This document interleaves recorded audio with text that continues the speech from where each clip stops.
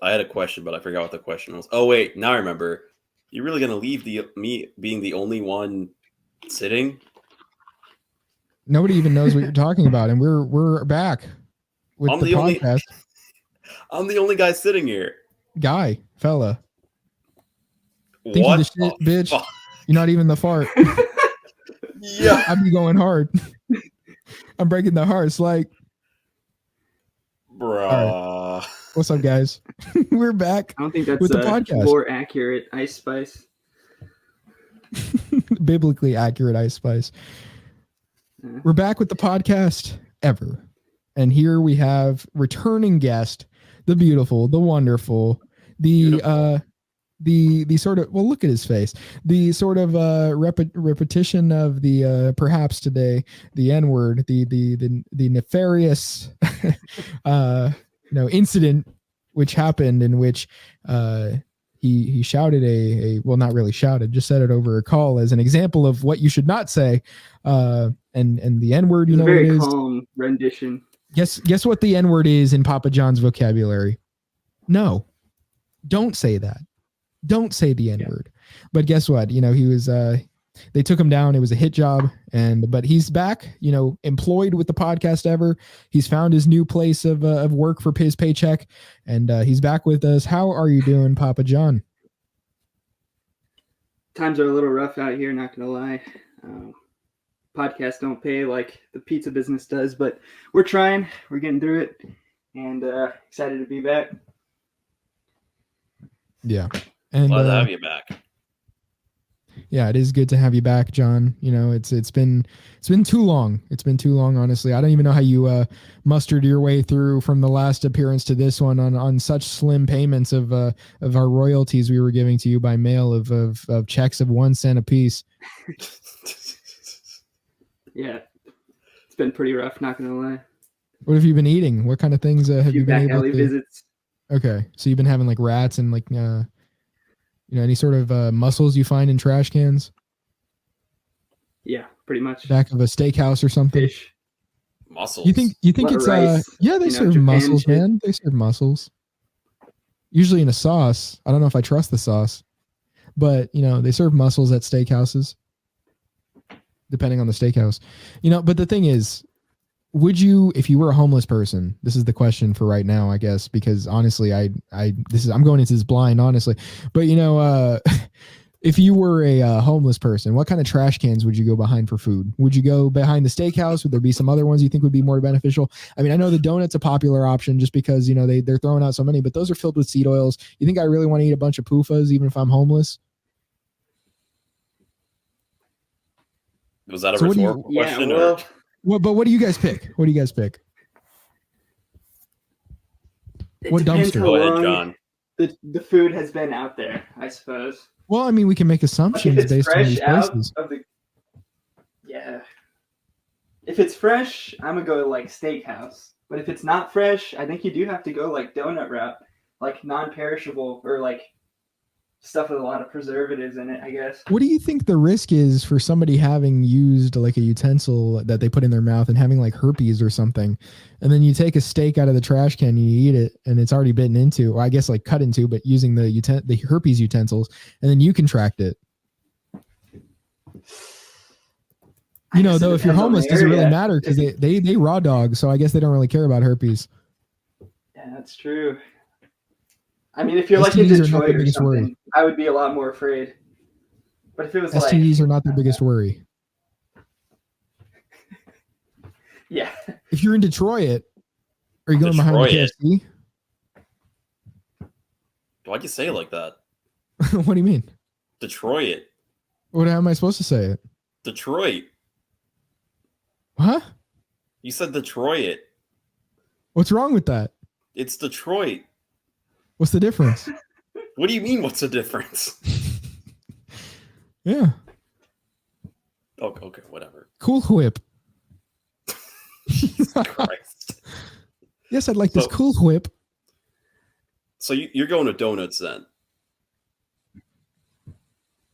If I don't know how long the food's been out there, I feel like donuts is a pretty safe bet. And he wouldn't at least say it hasn't been eaten yet. It's just like, you know, fresh out of the... Are you traumatized? Are you traumatized from pizza? Is that why you didn't pick that? Yeah, the recipe just hasn't been the same since I left. Mm-hmm. It's less flavor, cases. less angst. Honestly, if you're a homeless person, the most advantageous thing to do if you don't care about the polyunsaturated fats, you just go to a Dunkin' Donuts 10 minutes before close and you're like, hey, can I get a donut? And, I'm sure they'll give it to you. I'm sure they'll give you a bag of donuts if you ask at that time. They're going to throw them out anyway. You don't even have to go through the dumpster. If you go to like a steakhouse with a gun too, you could just be like, hey, give me a steak. Well, what are the odds a homeless person has a gun? I mean, are we talking like a homeless person in America or Detroit? a homeless person I feel like pretty high. Yeah. Didn't he say Detroit? I feel like he said Detroit. You said Detroit. I feel like he just said I it, said John. Detroit.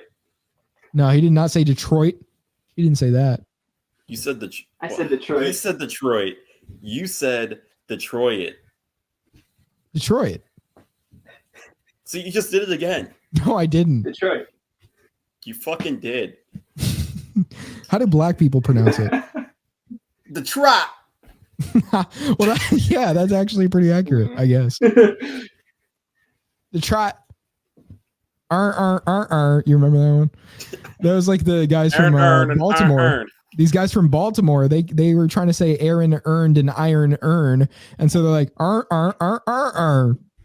Fucking seals. Yeah, that's how we sound, bro. They acknowledged it. They were self-aware. You don't see that too often. Oh shit. Okay. Wait. I'm holding. Wait. I didn't get to answer yet. I think what I would do is I would go to the fanciest restaurant that exists in the area, right? I'd make a pilgrimage to that area because they're probably not in actually no, the hipster places are kind of in rundown areas, but I'd go to that place regardless. And what I would do is I'd demand the food like 10 minutes before they close. Mm-hmm. I wouldn't say, hey, can you give me some of your hors d'oeuvres or whatever? I'd say, hey, give me the food now. Put it in the bag without a gun because I don't need a gun because I'm jack enough to say that. I will jack off in this restaurant if you don't give me this food. That is not what I said, but that is a potential threat you could use. Yeah. Well, you said you were jacked? I mean, I feel like at that point they would just give you the food. They don't want that shit. That means you're jacked on. Just handle you like that. Give you some food. See, especially if you think about like the closing team, they're 10 minutes away from closing, and then you're gonna make a mess on the floor. Like they don't want to deal with that. Yeah, that's actually true. Are they really going to want to have to wait? Wait, are they even going to have to want to wait for the police to come over to deal with all this? I mean, no, they want to go home. I could just leave. I mean, yeah, that too. What are they going to say? Yeah, he was a homeless guy. Where does he live? I don't know. And think about it. If I keep doing it over and over again because they don't keep giving me food, I could just keep doing it over and over again to the point where they have to hire security, which isn't a good look for business. And so you get it shut down, and then you go to the second place. I win. You say, look at what I did to that first place. Exactly. you want that to happen to you guys? Exactly. And now you have leverage. They'll be like, no, sir, we don't want that to happen. Now, if you get all the way down to like the Asian restaurant, it's like, we don't want no trouble. We don't want no trouble. No, yeah, the Koreans, bro, they'll whip out the shotgun on your ass. They don't care. Yeah, I'm talking about the Chinese. Oh, no, you take it a kung pao. You take it a kung pao. Exactly. Give me all your chicken kung pao. Yeah. Okay. Yeah, I actually, can I also get an egg roll with that? Oh, no. Oh, yes, egg roll. You remember you obviously remember, I just sent this one to you. There was a Young Sheldon one where young Sheldon, he's basically talking to these guys who, I don't know if they're some stoners or something. I don't know anything about the show. Whatever. He says, hey guys, I want to order some food. And they're like, what did they say? I think they said something like, we're going to order Chinese. Did they say they're going to order Chinese or did they say they're going to order a pizza? Yeah, they said they're going to order Chinese, right? Because something about like, you guys eat it 3 times a week? That seems excessive. This is what Sheldon's saying to them. And then he picks up the phone to call his mom. And he's like, she's like, how may I help you? How may I help you? And I was caught so off guard by that. And I was like, what the fuck? I was not expecting that to be about that. Honestly, I don't even know why I watched the reel up till that point. But, the fact that I felt like I was in a fever dream. young Sheldon does that to you. Yeah, I've never even watched it aside from that and like maybe one other clip I saw on Reels. For some reason, I actually sat through it. I don't know. For some reason, I expected to either be ironic or like for me to actually be like, finding something funny in the comments, or I don't even know what it is. Maybe I'm just like brain rotting and I'm like, okay, fine, young Sheldon, whatever, give it to me. Maybe that's the state people are in. Give it to me. Okay. Well, whoa, Hey, hold on. I didn't say you said it. Wait. When I say give it to me, I'm saying the media. Yes, that's actually what I'm saying. Genetic egg war.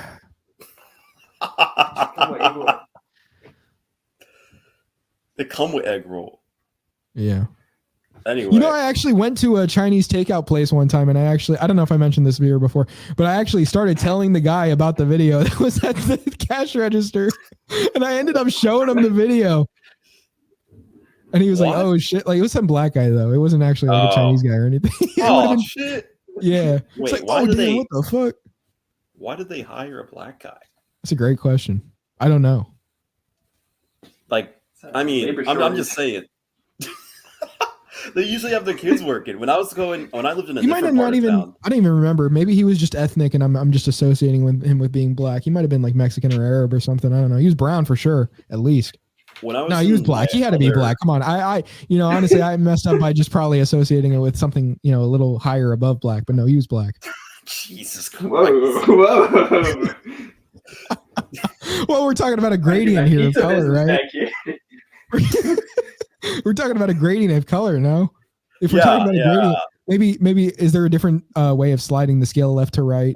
Black is on the left, right, white is on the right, Oh, so that would be higher up. White is right. No, it's even. It's an even playing field. Separate but equal. You completely missed that. Well, I missed what? What did he say? How much he loves the bright lights. Light is bright. That's what he said. No, I see. The lights are bright. Yeah.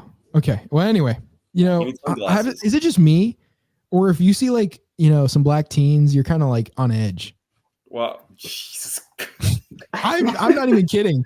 It happened to me the other day. Any teenagers. If it was I'm at night. Walking by myself and there's like a group of teenagers coming towards me, I'm gonna get on edge regardless of color. No, I don't know. Little shits I don't know about that. Days. I agree, but for different reasons. And one of them gave me some sort of side eye. I was like, I don't trust that. Maybe that was it. Maybe it wasn't even the fact that he was black. Side eye. Yeah. Bomboclat. There's no way to do the side eye in a friendly way. Yeah. Can't do it. Can't do the side eye. Bomboclat. Did you see that that one post I sent you? Because we mentioned this on the last show about like the whole like explain it, that whole thing. There was this one where it's like this extreme brain rot version where it's like it's just like there's music and it's kind of like in slow motion, like when they actually say the words. Are you familiar with this, John? The whole basically like giving like a what do you call a skinless dog? And then it's like, No. kidney bean potatoes. What the fuck? You get it? Yeah, I guess. Explain it. No. Why do you fall? Explain it. The dog is the metaphorical potato. And the kidney beans are obviously the kidneys of the dog. Okay. Well, Duh. It wasn't supposed to make sense, but but anyway. Hey, to be fair, he gave a better answer than it's a commentary on society, bro. That guy that tried giving that answer, he almost gave a similar answer. He was he was so stumped at how to give it. And he kept saying like right, like he wasn't certain. John was a lot more certain here. John was a lot more certain here. He didn't even look for confirmation. He just asserted it. That's true. Yeah. Okay. Wait. I was going to say, back in my old town, the old Greglandia. Greglandia. There was this one Chinese place that we used to frequent, and I was a wee lad, of course, and they had some Indian kid that was like 10 years old running the cash register. It was weird. You didn't even understand anything past Indian kid. I was laughing. I'm. They weren't even Indian. Like the people running it, they were Chinese. So I don't know where this kid came from. They got him from the Sheen factory. The Sheen he was factory? An import. He was an import. He was the top. Huh? He got a promotion. The Sheen website, you get like clothing from there for women. And so they get the Chinese kids working in there in the factory. I don't know what you're talking about. Well, anyway, I'm sure the Indian kid must have just been moved from India to China, which doesn't make much sense. They have this whole one child policy, but then if the kids are going to work in sweatshops, do they have enough employees? Are they having to import Indians now? Is that how desperate they are? It seems like they're at least doing that at this restaurant, but I know this isn't China or anything. I'm just saying, like, are they so used to not having kids that now they actually have to import new child laborers? Yeah, haven't you seen like with the phone scams and like the social media scams? They have like whole farms of that shit. It's basically like rich Chinese people. They'll like kidnap these like Thai and like Indian people who want like visas to come into China, and they're like, "Hey, you work for me now. You can't leave. Are you serious? You have to be working like 16 hours a day." Yeah, they do this. This is legit. And so they're basically like slaves. Yes. Well, so I kind of identified it. I think these Chinese people did that to this Indian boy. I had a family member today. I had been saying I wouldn't want to go to India ever, like, because what's the point? It's gross. And so the thing is, like, I had told this to a family member who eventually found a Facebook video where it explains, like, what goes on in India. It shows people like urinating in these toilets, and it's a surprise they weren't even just doing it on the street, but they were actually like on a wall outside were these urinals with no like wall. It was just a couple stalls, I think, but there was no like wall, like, or like door or anything like that. It was just pretty much like maybe one stall in between or something, or like one door or one wall in between. Right. And so, you're just supposed to urinate outside as is anyway. I don't even know if there's plumbing to it. You might just be pissing into a cup pretty much, but I mean, they were actually urinals as far as like the porcelain. But the crazy thing is like you see how much of the gross stuff is in India. And so if you haven't been exposed to that, you're like, oh yeah, I'll go to India. But once you see those videos, you're like, yeah, you're right. I just, it's a hellhole. Honestly, who would go to India? And my answer to that is sinners. I believe India is a hell on earth where they're sent. You get reborn as an Indian, man. Yeah. Honestly, because like the whole thing with like Buddhism, right? If you were worse in a life as a man, you become a woman in the next one. That's the downgrade. I think honestly, is that real? Yeah. Well, I think yes, but I think the downgrade from being a woman is just being any Indian. I mean, being a woman in India is already pretty. I think that's a couple levels down. Yeah. I think you got to be a repeat offender for that bad of a punishment. Yeah, that's what I'm saying. Like a mortal sin. Yeah, I mean, I think that's worse than being a cow. You're good if you're in a cow. Yo, Cow's got it pretty good. Right. In India, especially. Dude, I was watching the video Bro, where... Go ahead. Oh, I was just going to say, they burn cow shit in like their kitchens before they cook. I was watching like Why? Beyonce. Just to deodorize it from the Indian smell? Yo, there's so much to talk about with the cow shit, bro. I just watched a video on India like earlier this week, so I can go off on this. It smells too much like curry. Burn the cow shit. We need better order in here. Purify the kitchen or some shit. I don't know. Yeah. Our smell is so inferior to this cow shit. Yo. So there was this set of articles where Indians, like they're like migrating to like Europe and US and all that. They'll be bringing luggage full of cow shit. To a point where like the immigration services are like, hey, could you not bring cow shit? So they're actually trying to get this stuff through, you're saying? Yeah. As if like cows don't exist. Do they let them get through with that? I don't know. I'm assuming no. They probably say it's for religious purposes. I mean, hold on. What would you do in that situation? Would you say, sir, the cow shit's going to have to stay here, or would you just let them take it? I've been stopped over like a small brick of this like dried fruit paste. Brick. It was like tamarind. It was like a small. Well, it was sure, but it was a small, like little, like, flat layer of like this tamarind, where, basically there was a plastic wrap around it. There was no, like, there was nothing in it other than the tamarind. You can look through it, but the guy said, "Oh, it's malleable. I can't let you through with this." And I was like, "What the fuck?" But pretty much, even though it's in a wrapper and everything, yet there are Indians trying to bring cow shit through airline security, and yet it sounds like there's a more likely chance that they're getting it through if all they're telling them is, I wouldn't recommend that. Yeah, but it's holy cow shit. Literally holy cow shit. So is it only Indian cows that are holy, or is it all cows? I think it's all cows, but for whatever reason they feel like they need to bring the shit over instead of just going to a farm and like asking for the shit. I'm sure a farmer would give you shit if you ask for him. For sure, yeah. Well, no, that's his manure. Well, let me get this straight. You want some of my cow shit? Yes, sir. Yes, I would love your cow shit. Hell no, boy. I ain't give you my manure. I use that for my groin. Actually, yeah, manure is actually pretty kind of valuable. Yeah, so they find it like to be gold as well, liquid gold. I'm surprised. I mean, it's not liquid. It's barely a solid. Go ahead, John.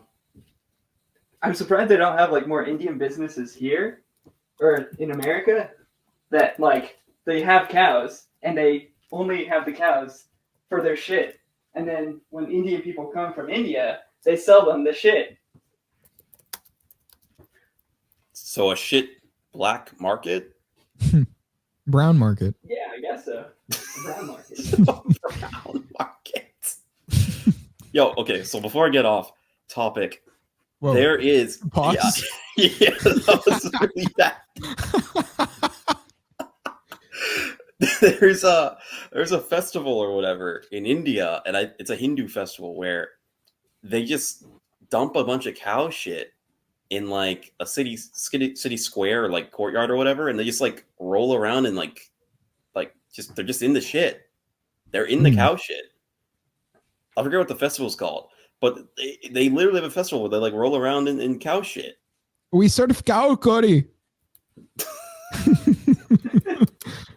Oh wait, so here's the main thing I wanted to bring up. Actually, there was a story of like some Muslim guys, because India has like a ton of Muslims in there. So some Muslim guys are riding in a car for some reason with a cow in it, and a bunch of Hindus got upset. So they went up to the people in the car when they were stopped, tore them out of the car, beat them within an inch of their life, and then freed the cow. And they killed one of the guys. He beat him to death. So these people are so backwards, obviously, because they'll shit in the streets, but as soon as you touch a cow, they'll kill you. Oh wait, it's a cow poo battle, cow shit battle. So it's like, you think about like a snowball, like a snow day, but it's cow shit. That's what they're saying. Food fight. No. It's called Gorehab, one of those. Cuddy battle. But there's like honestly, when you have all this cow shit, when you have all this cow shit around you and you have all this curry around you, how do you not get the two mixed up? That's a good question. I mean, I don't know. I'm assuming the cows have a pretty similar diet. I will not eat anything brown in India if I'm forced to go. Do you think like they just invite cows over to their dinner table every now and then and have the like cow that one eat guy? curry? No, like that one farmer, except for Sirius, they actually let them eat from the plates. Why are the cows themselves so holy? Why is this the specific animal that like this is the animal? So, shit, I don't know if I can give an answer that's not TOS with this, but anyway, I'm gonna try. So the cow is particularly holy, generally speaking, in a lot of Indo-European cultures. But the reason I was watching like a what do we call it again? Long form content. Yeah, long form content that isn't a podcast. And some guy was talking. Why do you even need to specify that it is in a podcast? Well, it was a video. I was watching a video. Okay.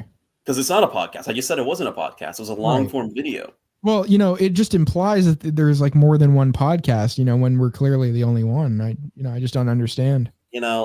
Some people have these weird conceptions of what podcasts there are in existence. In order to get the message across, sometimes you gotta have to get on their level. Right. Stoop to their level, especially, Exactly. like you have to go lower on that gradient. Like I gotta get on my knees and shit. Pause. Go Aboriginal. That was I gotta go Aboriginal. That's as far back as you can get. I'm serious. Like, are these people human? Hold on. Do not let me get to my point. Then we can go on bashing our Aborigines, I guess. Wait, it's a genuine question.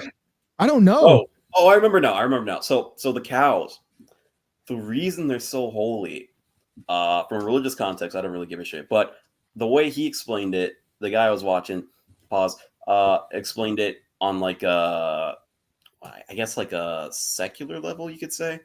The reason they're holy is because cow shit creates it's particularly, I don't even know how to say this. Like, there's a likelihood of the cow shit spawning the psilocybin. Is that how you say it? Mushrooms? The shrooms mushrooms. Yeah, like the LSD ones. Yeah. So it's actually Detroit. No, not the LSD. Bro, what? the trippy shrooms.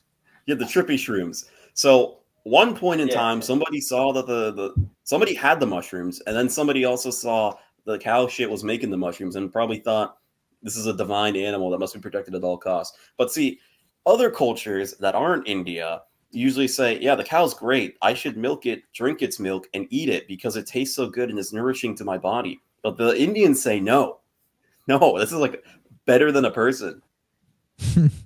We should get an Indian guy on here to defend himself. On all of it, not even just the cows. I mean, just like the shitting in the streets. How do you? I want to know about that. Defend this country. Yeah, how do you defend that food? I'm not even sure. It's not. It's okay. It's not that great. Well, no, we're talking about the food there. I'm not talking about their version of the food here. When it becomes like, westernized and, there's clean ingredients, it's not full of shit. And so you mean the street food? Okay. Yeah. That is like what I'm talking about. The platonic form of street food. Exactly. So I'm wondering, yeah, it is. But I'm wondering like how you defend that. How do you come and we need to react to some of those videos where they're like squishing the whatever tortilla things that they're making in the naan, I assume it is, in the guy's armpit, and he only has like one arm and he's like squishing in his armpit. And then the one where they like I saw a gif of it on Discord when I looked up like Indian street food. I could probably look up like YouTube Indian street food while you guys talk to see if I can find it. All right. Let's see what I got here. I actually like Indian food. It's pretty good. You're about to undo that belief right now after seeing this. Is there like a lot of Indian food over there? Food. I like American Indian food. Yeah, actually there is. Really? Yeah. Wow, when I look up Indian street food, the recommendations are Indian street food dirty and Indian street food dirty compilation. So clearly this is not fake. Google's racist. Okay, well, I'm getting a lot of shorts. Let's see. Maybe I don't know if they removed it because I'm seeing other. Well, this is pretty bad. This one's pretty bad. I don't know if this is the video, but this one isn't good either. It says dirtiest street food in India part 2. And it's a 5-minute video compilation. Oh my God. Looks like part 1's like 13 minutes. I don't know that we want to watch all that. Okay, so let's just take a look at this one. It's not the exact one. Now, if we can find the exact one, I'll share it. But let's just see what we got here. Okay.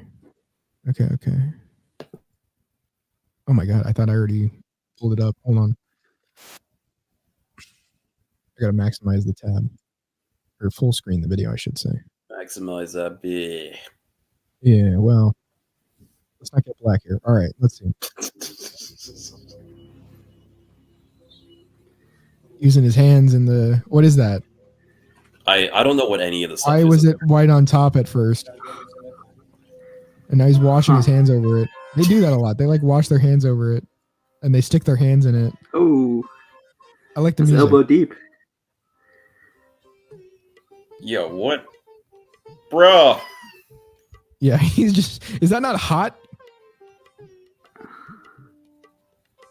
Jeez, bro. Does that not burn? And now he's mixing them. What even is this? What is that? Bread? Mm. Why are they putting bread? Like, why are they soaking Bread it? looks fine.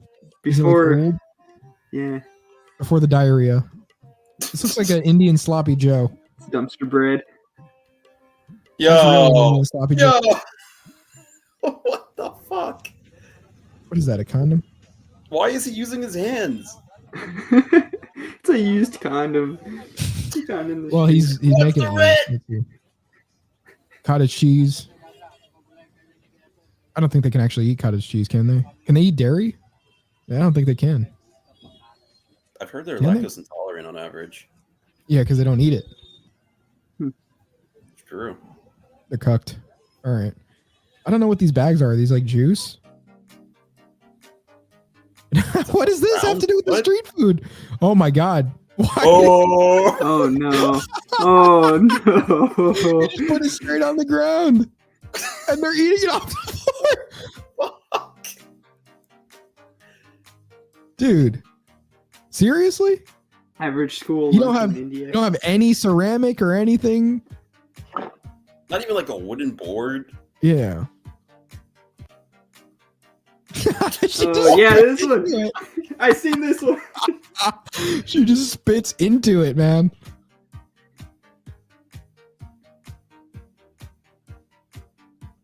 And then eats it again. Is she gonna? Okay, well that was over. Dude, just Are these even? Is there anything wet in that? Is that all spice? Oh, well, that's okay. Poop. And then we got corn from the poop.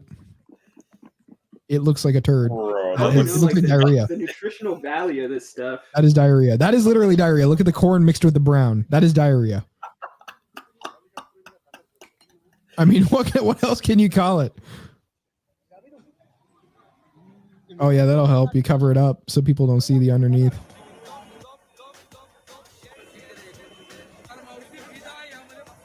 He's cutting vegetables. Whatever that turd is on the side is getting cooked as well, I guess.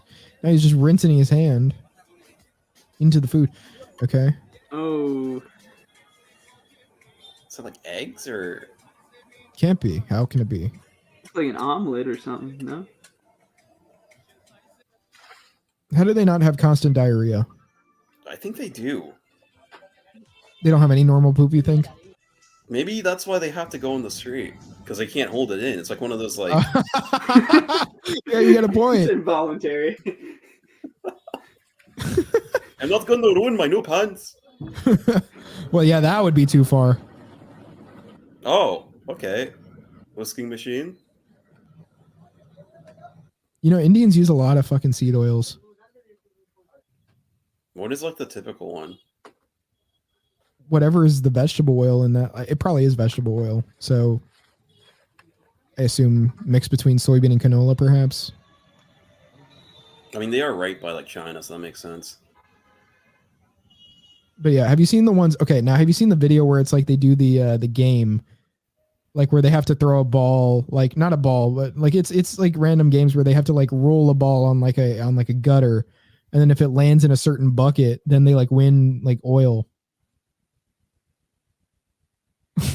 You haven't heard of this? No. No.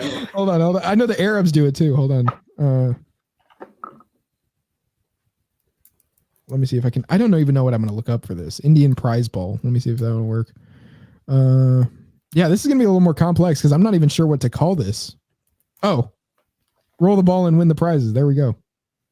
This is actually, yeah, those are videos that I can find actively. Not passively. It wasn't as hard as it was. No, it wasn't as hard as I thought. So almost see. passively. Yeah, well, it's passive income if you think about it. Let's see. It is incoming. Let me see if I can. Oh, whoops. Didn't get it on the screen. Let's get it up on. Okay, so this is the first one. I found two of them. Oh wait, okay, I know what you're talking about now. So you get let's see, soap is one option. Well, they need that one. But oil is right in front of it if you see right there. She can get, Now it's soap, oil, sugar. Let's see. I want to see oil. I want to see. There we go. Thank you. Because they give them a fucking big jug of vegetable oil. Okay, no flour. Unfortunate. You're not going to get any solid food. So let's see. Well, that was like a bottle of oil, a small one. Usually they give them these huge jugs. Is this like an orphanage or something like that? And you play a game to see what you get? That's the exact same one that we just watched because it looks like it just looped. Let me see the other one. Timmy, no bread for you. You got the wrong fucking throw. Let's see this one. Let's see if we get a bigger. This is how they afford it. Is this the same thing? I clicked a different video here. Is it the same thing twice? It's like, have you guys ever seen the South Park episode on the economy where they're like, we got to decide how the economy gets run, and they cut the head off a chicken and put on like a board? Yeah. Here we go. This is the other one. Oh, it's a lot more balls you get there. I can't even read these.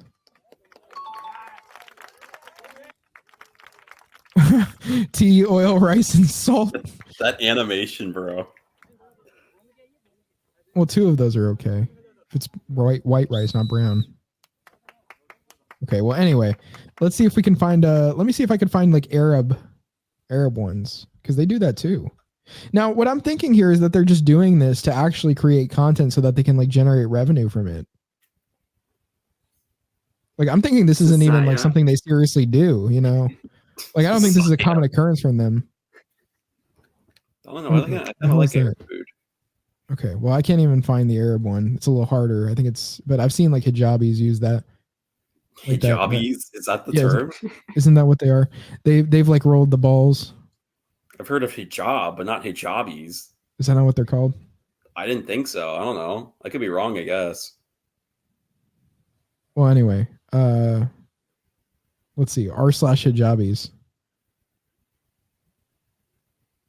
I mean,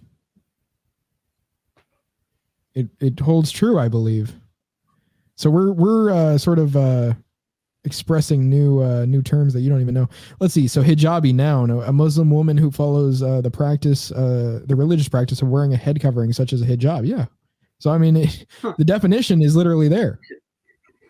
Well, I stand corrected. I mean, it kind of did. I meant it to be that way, but you know, if it actually is just the term, you know, then fine. Not a fan of them hijabis. That's okay too. But yeah, I've heard the word before. In what context? Referring to women who wear hijabs. I don't remember. Somebody said it. I mean, you said it. It was probably a more polite phrasing of it. Or maybe not. You know, is it's there probably any way to make that polite? I remember there was this like British guy. I don't know if you remember who I'm talking about, but he had this like YouTube channel where he'd like shout about like brown people. What? Yeah, he was like back in the day. I think he might have gotten banned off YouTube. I don't know if he got banned off YouTube, but like, yeah, he was racist as hell. You know, honestly, it was funny as hell watching it. But you know, like, man was like legit. He just did not like brown people. The fuck were you watching? Dude, this was on like the YouTubers of like 2015, 2016, you know. Some British guy? Yeah. I forgot what his name was, probably some Brad or something like that. I have no idea what you're talking about. He would call everybody a nonce too. He'd be like, "You nonce, you brown nonce." He did not like Muslims. That was one thing.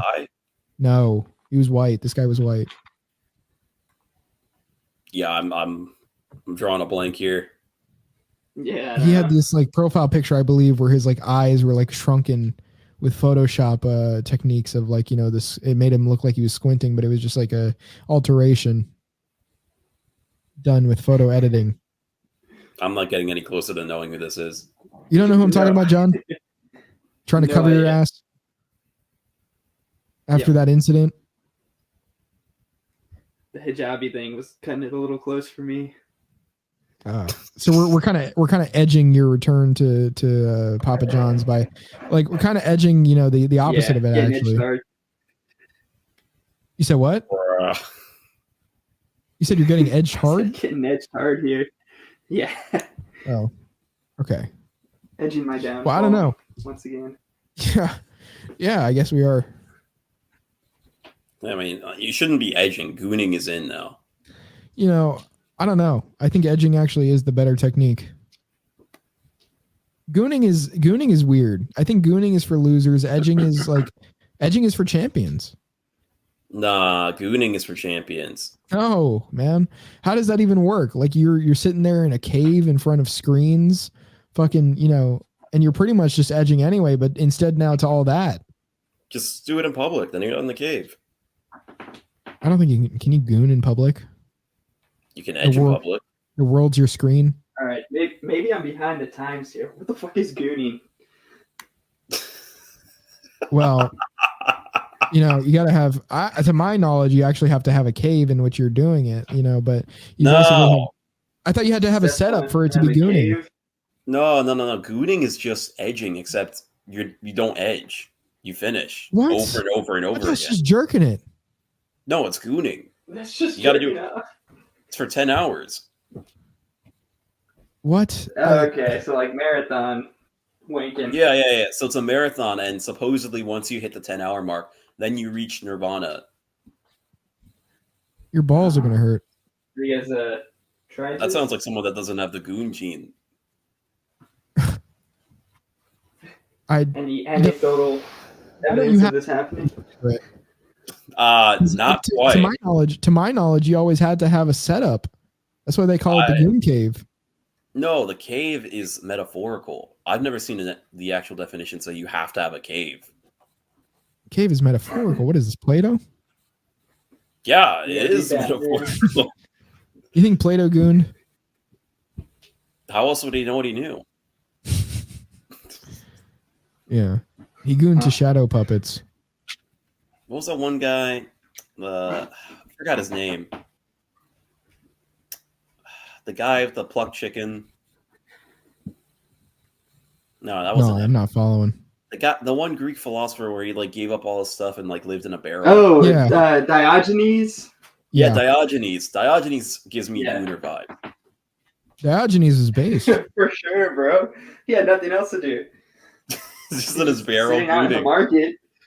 In his barrel jerking off.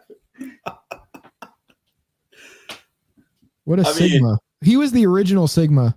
I guess so, yeah. Yeah. He became unemployable. Yeah, I feel so much like him, actually. I can relate. In which part?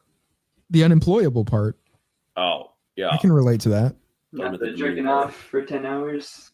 No, I can't relate to that. Not 10 hours. Maybe 4. 6. No. 4. I don't know if I could even get to 6. That's too much. That's maybe, the point. It's the thrill of the chase. Maybe 4. Maybe 4. That's the most I can do. You remember that article a while back of the guy on Valentine's Day that died because he did it? How many times was it? Wasn't it 19? So the limit is 18. Oh, the Brazilian dude? I guess. I didn't think he was Brazilian. I thought he was American. No, why would you do that specifically on Valentine's Day? I mean, I get I'm lonely. What? Don't be a pussy. Yeah, go outside and do it. Yeah, go to a star, like a 5-star restaurant and get the food for free at 10 o'clock. Exactly. At least you don't even have to do time. Give you your food and then start doing it. Make use of your time. May I please have some food? And they give you a nice to-go package of a 5-star meal, and then you just start gooning. Why even waste the energy and the nutrients that you're losing from that, like the zinc and the taurine? Why even go through all that without even getting a meal afterward? Exactly. You need to replenish those nutrients. Yeah, he was reading my mind over here, John. Gatorade. No, we don't fuck with Gatorade out here. Fuck with coconut water. Oh shit. I totally forgot. I have a gospel to give or bring something. Anyway. A revelation? In a way, yes. Okay. The word of God? The he word would of want gyat? us to eat this. So yeah, it's pretty gyat. Not too skibbity though. Oh. Positive cantle tilt. Were you mewing when it came to you? I was mewing when I came to. Oh, okay. I do that every morning, actually. Mew and You don't came. mog? You said you mewed when you came to. Yeah. Yeah, so I mew when I come to. I wake up. So you're not mogging when you're doing it. Well, who am I mogging if nobody's there? You're mogging God. Well, I just said, who All am right, I all right. mogging if What- nobody's there? Another question. What the fuck is mogging? It's basically like I stunting. see You know it. about stunting? No. You know about stunting on these niggas? Okay. Like when you say that, you're like, smack so hard that the opponents can't handle your mog. the opponents are so impressed by what you've presented that, they really have no defense for their own inferiority. Pretty much. Okay. I see. Exactly. So you've displayed your superiority basically by mogging, and usually it's a sort of like a physical attribute that you're using to do this, and typically it's like the jawline is what you use. But if anything, you're basically doing it with any sort of looks that increase your social appearance to the point where other people have no choice but to accept that you are a better looking being. Mogging is simultaneously the fruit and the motivation of looks maxing. Right. I mean, fruits are motivation, no? Yeah, you'll probably get fruit for free when you go to the nice lady that sells mangoes. If you mog on her. Bye. Then you threaten to jerk off for 10 hours. If On the she doesn't fruit, give it like to you're in you. India. Yo, you got to tell John about that. Oh, yeah. Well, there was this one where it's like an Indian guy in a food truck. I guess he owns the food truck, and this was in India. And dude is just like yakking it into his food there. Oh no. Spreading that sacred seed. Yeah, I guess he wanted to add the final ingredient, to his sauce. Whatever, these people have is their like mesh of food. He was just adding the last bit of sodium to that. Because sodium brings out the flavor. Otherwise, it just tastes like shit. Yeah, I mean, it is. But... Well, he doesn't want it to taste like that. So he needed to add some of his own family recipe. There was a family in that recipe.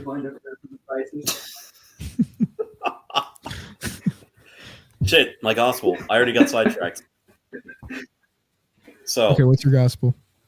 Many moons ago, I came to the knowledge of a forbidden technique, a technique not known by many, a technique that I mastered over and over and over and over and over and over and over and over and over and over and over and over and over again.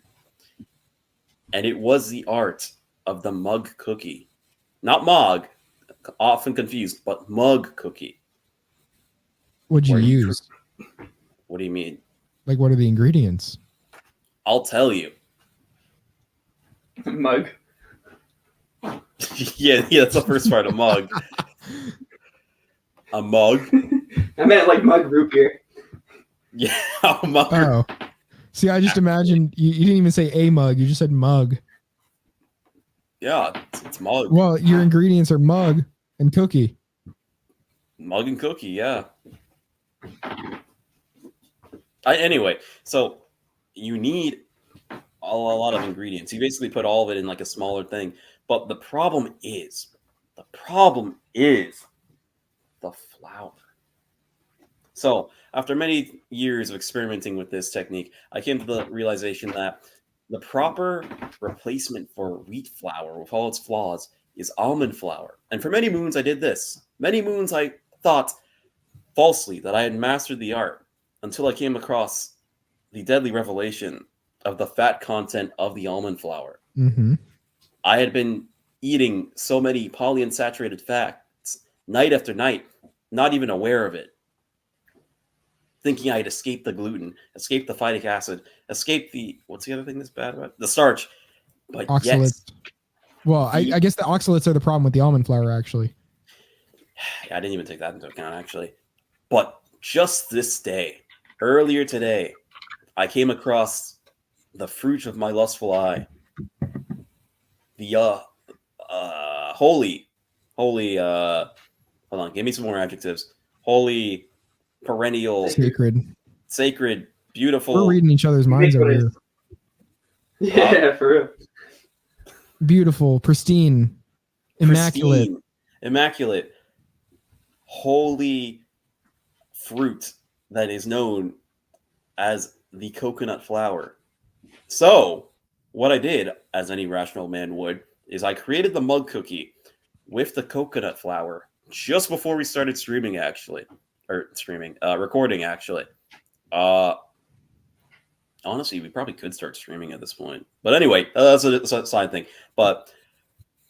And the other thing is you only need like a third of the amount of flour you would need if it was like regular flour. So I'm already saving money on just the amount that I'm using too. But I put it in the microwave to cook it. And then I take it out. And out it comes better than the almond flour in every way, shape, and form. Texture-wise, taste-wise. The almond flour is really grainy and gross. And it does seem like the fat is coming out of it. The coconut flour, though, the only thing wrong with it is that the texture is not what you're used to with wheat flour, but it's not a negative texture. It's just not what you're used to. And the taste is nearly the same. So now, in that holy technique of the mug cookie, the only thing that remains an obstacle is the soy and the chocolate chips. But I mean, fiber in the coconut flour. Huh? Fiber in the coconut flour. It's a lot of fiber. Nah, that's fine. Depends on how big the mug cookie is. Good for you now. Huh? No, it's not. No. Have I been lied to by Big Fiber? Yes. You know, actually, unironically, yeah. The problem is the soluble fiber, which is the one that's not just passing right through you. And, you know, oftentimes, you know, a lot of the food that they're telling you to eat has a lot of soluble fiber in it, which is causing you like, you know, bowel issues, if anything. Removal of the soluble fiber has actually been shown to help people that have bowel problems. And I mean, pretty much, you know, as far as actual digestion, it's not even necessary, because the thing is, if you're eating proper amino acids, that's essentially causing the food to be processed in a manner that is creating like a healthy bowel movement, I guess I'll put it, rather than actually needing any fiber to do that. But it tastes good. Huh. Fiber? Oh, you mean the coconut flour? It does. Well, I mean, I eat things like dates and like, you know, dried fruit and like even cherries and all that. Yeah, that has fiber, you know, soluble fiber. I just, you know, I don't think it's good to eat in excess. And I think it was pretty easy for me to eat in excess when I was trying some like coconut flour stuff. But that was because what I had initially tried was a very dense version of something, because the coconut flour was used at the exact same proportion as regular flour, which is, you're actually supposed to cut it by like, I don't know if it was like half or a quarter or something, like basically because it's a lot, well, I guess it's a lot more dense, and it'll cause more dense baked goods if you're actually using it in the same proportion. So, I mean, what I was eating was a lot of fiber. Oh. Well, you're already not eating a ton of fiber to begin with nowadays, so it probably evens out. I don't know. Even so, like trying like that much was actually a problem. I think if I balanced it with more insoluble fiber, it wouldn't be as much of an issue. But I think, like, you know, the amount that I was getting from like eating a baked good that was too dense in coconut flour was causing me bowel issues. Well, that's the thing too. You're not even supposed to use that much coconut flour. I know. So you're not getting that much, even with that fact, unless they're fucking retarded. Well, I'm just saying, like, no, it wasn't. It was like a home thing. It wasn't like an actual like a store bought thing. But you know, I'm just saying, like, you know, like, see what I do to use coconut flour at the same proportion, like, it was the issue for the most part. I think, because I don't think if I eat something with less of it, that it'll be presenting the same problem. Yeah, the thing is, too, what I do whenever I make anything that's like that, I just make the sugar the dominant like quantity. Mm-hmm. Yeah, yeah. So, like, I'll have the flour, but just so that it takes form. That's kind of it. That's the only purpose it has. I don't necessarily get what the whole thing is about sugar being a like a problem, like for gut health or like oral microbiome health. The only thing I've heard is that it erodes your teeth. Yeah, but what about like the gut thing? I don't really and first of all, it doesn't even erode your teeth because like I don't know, cavities are really only prospering if you're not disrupting the biofilm and like if you're not getting enough fat soluble vitamins. Otherwise, sugar really isn't an issue for the mouth.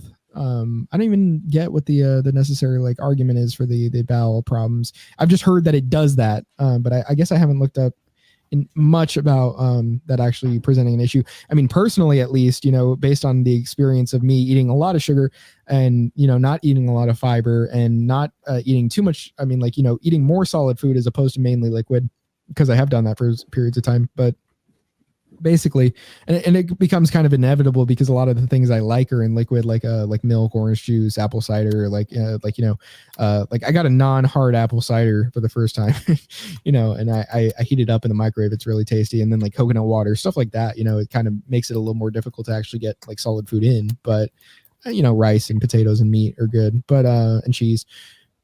But the issue is even so, like, I didn't even, I'm not even continuing, like, I guess on the same train of thought because I lost myself a little bit in that. But point being is, like, even so, like, when I was eating like a lot of liquid and then not eat, and then only pretty much eating like solid food and fiber, that would cause problems. When I was eating the coconut flour in great quantities, that would cause problems.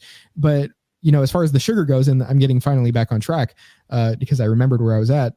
Basically, I've noticed that if I'm eating, not in with those issues present, and I'm just eating a lot of sugar, I actually don't have any problem with bowel movements, and especially when I'm eating mushrooms, they're just great. I mean, especially for that purpose.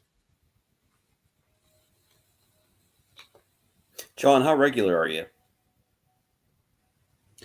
I'm pretty regular. Usually I gotta take shit like in the morning. Is it once a day or is it that's it? Usually once a day. Maybe if I don't get it all out in the morning because I'm rushing, it'll be like twice a day. Well, not to say that you should actually interrupt, your bowel movement. You shouldn't actually. The longer you keep it in, at least more, it's going to. I forgot exactly what it was, but I know it had to do with. I don't know if it was with weight gain or what that was actually presenting an issue with, but yeah, you don't want to leave it in for too long. You should pretty much just let it out.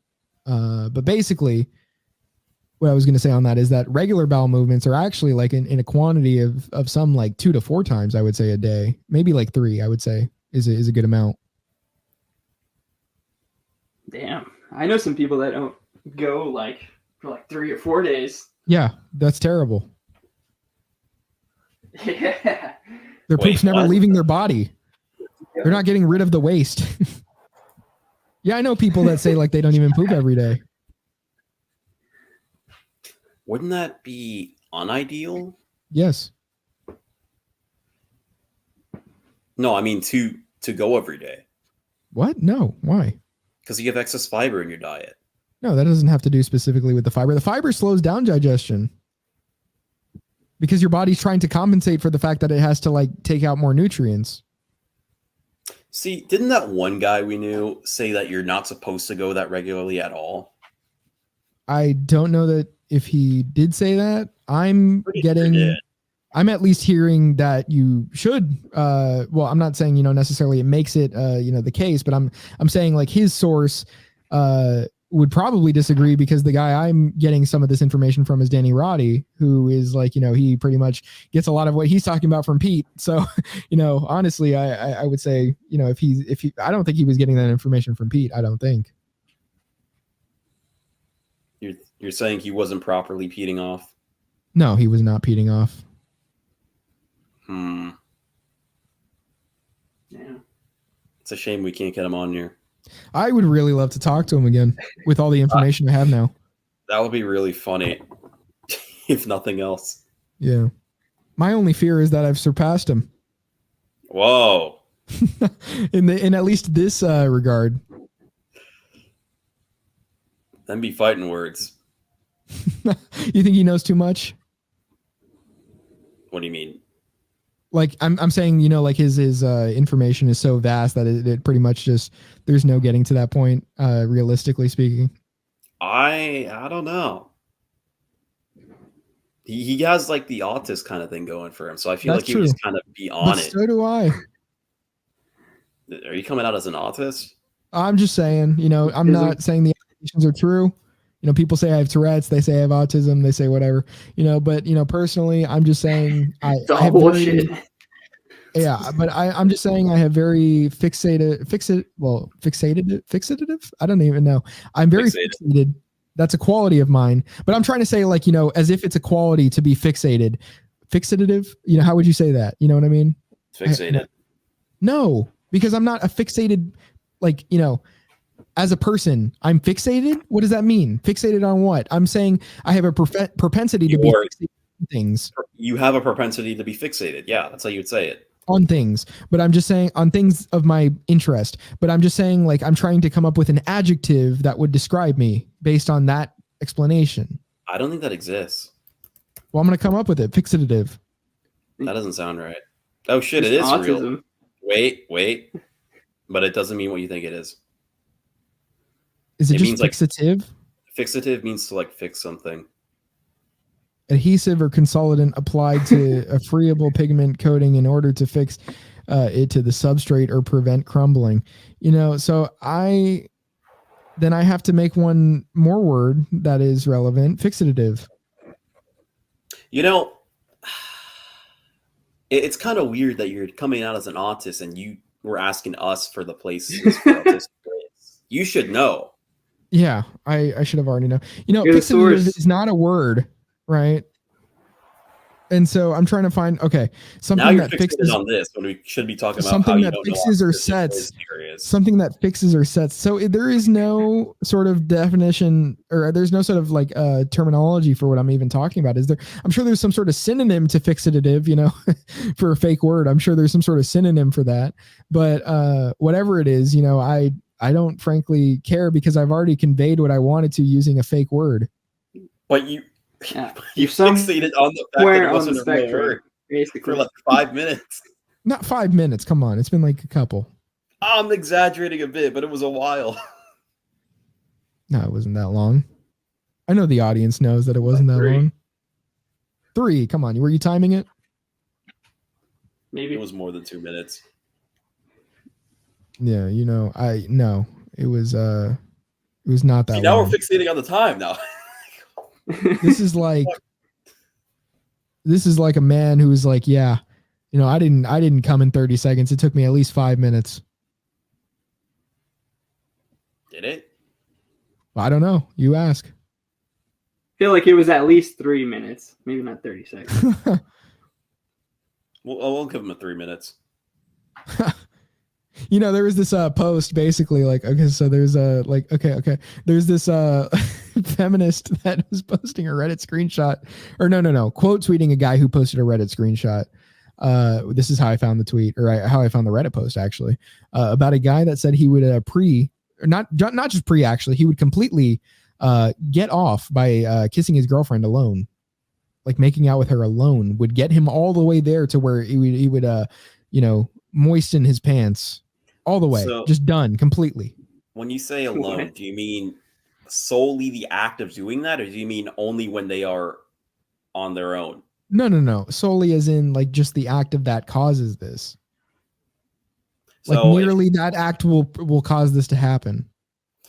So if she comes home from work or whatever, and she like jumps on the guy, and he's like getting ready for it, but then she starts kissing, then it's over. I don't know, maybe. And so like this was basically like the feminist and the person who initially like tweeted this image were saying this is true love, but then there's this guy, I don't know if you know Howling Mutant on Twitter. This guy's great. I love him. And he was like, yeah, that's great and all, that's what they say, but then they start yelling at you when you come, like, in a few seconds. And then there was somebody who replied to that saying, doesn't matter, I still finished. I mean, you could say that about anything. Like what? Well, honestly, that's true. You can, and it's true. Huh. Still beat though. I don't think that's really a win.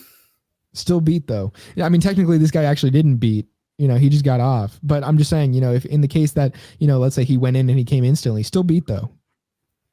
Is he at least able to like... maybe it's a good thing for like round 2. Like Yeah, he's got like- the pre one out of the way where he comes quick, Oh, and then he's ready for round 2 where he's gonna last for like 30 minutes, 45 minutes, that's whatever. no wait. That's what I That's was true. gonna You say. know. Okay, I got that. Yeah, that's actually good. Yeah, he gets it right out of the way. Doesn't it become a chore after that point, though? Yeah, you get the anticipation I from mean, the if it's first one a true lot more than love, you do the you know. second one, right? I don't know. Maybe he's built different, but I would assume the build up on the first one just so much more satisfying than the second one. You know what I mean? Like the second one is really just to show off. It's not as good.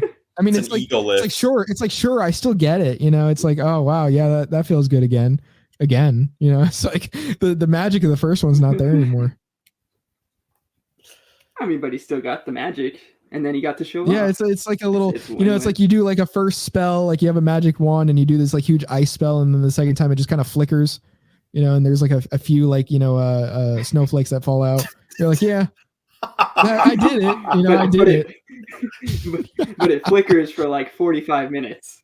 You know, it's not as impressive as the Big Bang, but it's still impressive. You know, it's not the bang itself, figuratively speaking, of course. It is the longevity of the bang. Again, figuratively speaking. Okay. It's a different kind of impressive. Yeah, I don't know. It comes with what if it just happens again for him the second time? He just kisses her again and it just happens again. Doesn't even get it out of the way. Hopefully he's on a, There's got to be some kind of refractory period for that, no?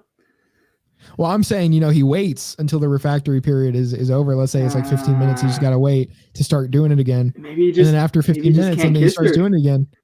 Then they start kissing and he does it again. You know, it just happens in like a minute or however long. I don't know. They didn't really specify a time. They could. What if they were kissing for 2 hours and we didn't know about this? And honestly, that was why it happened, because he was just anticipating it for so long. That's I can possible. Maybe see that if you've never done anything before, and then, you know, 2 hours of anticipation and then just boom. But it seems like it's like a reoccurring thing.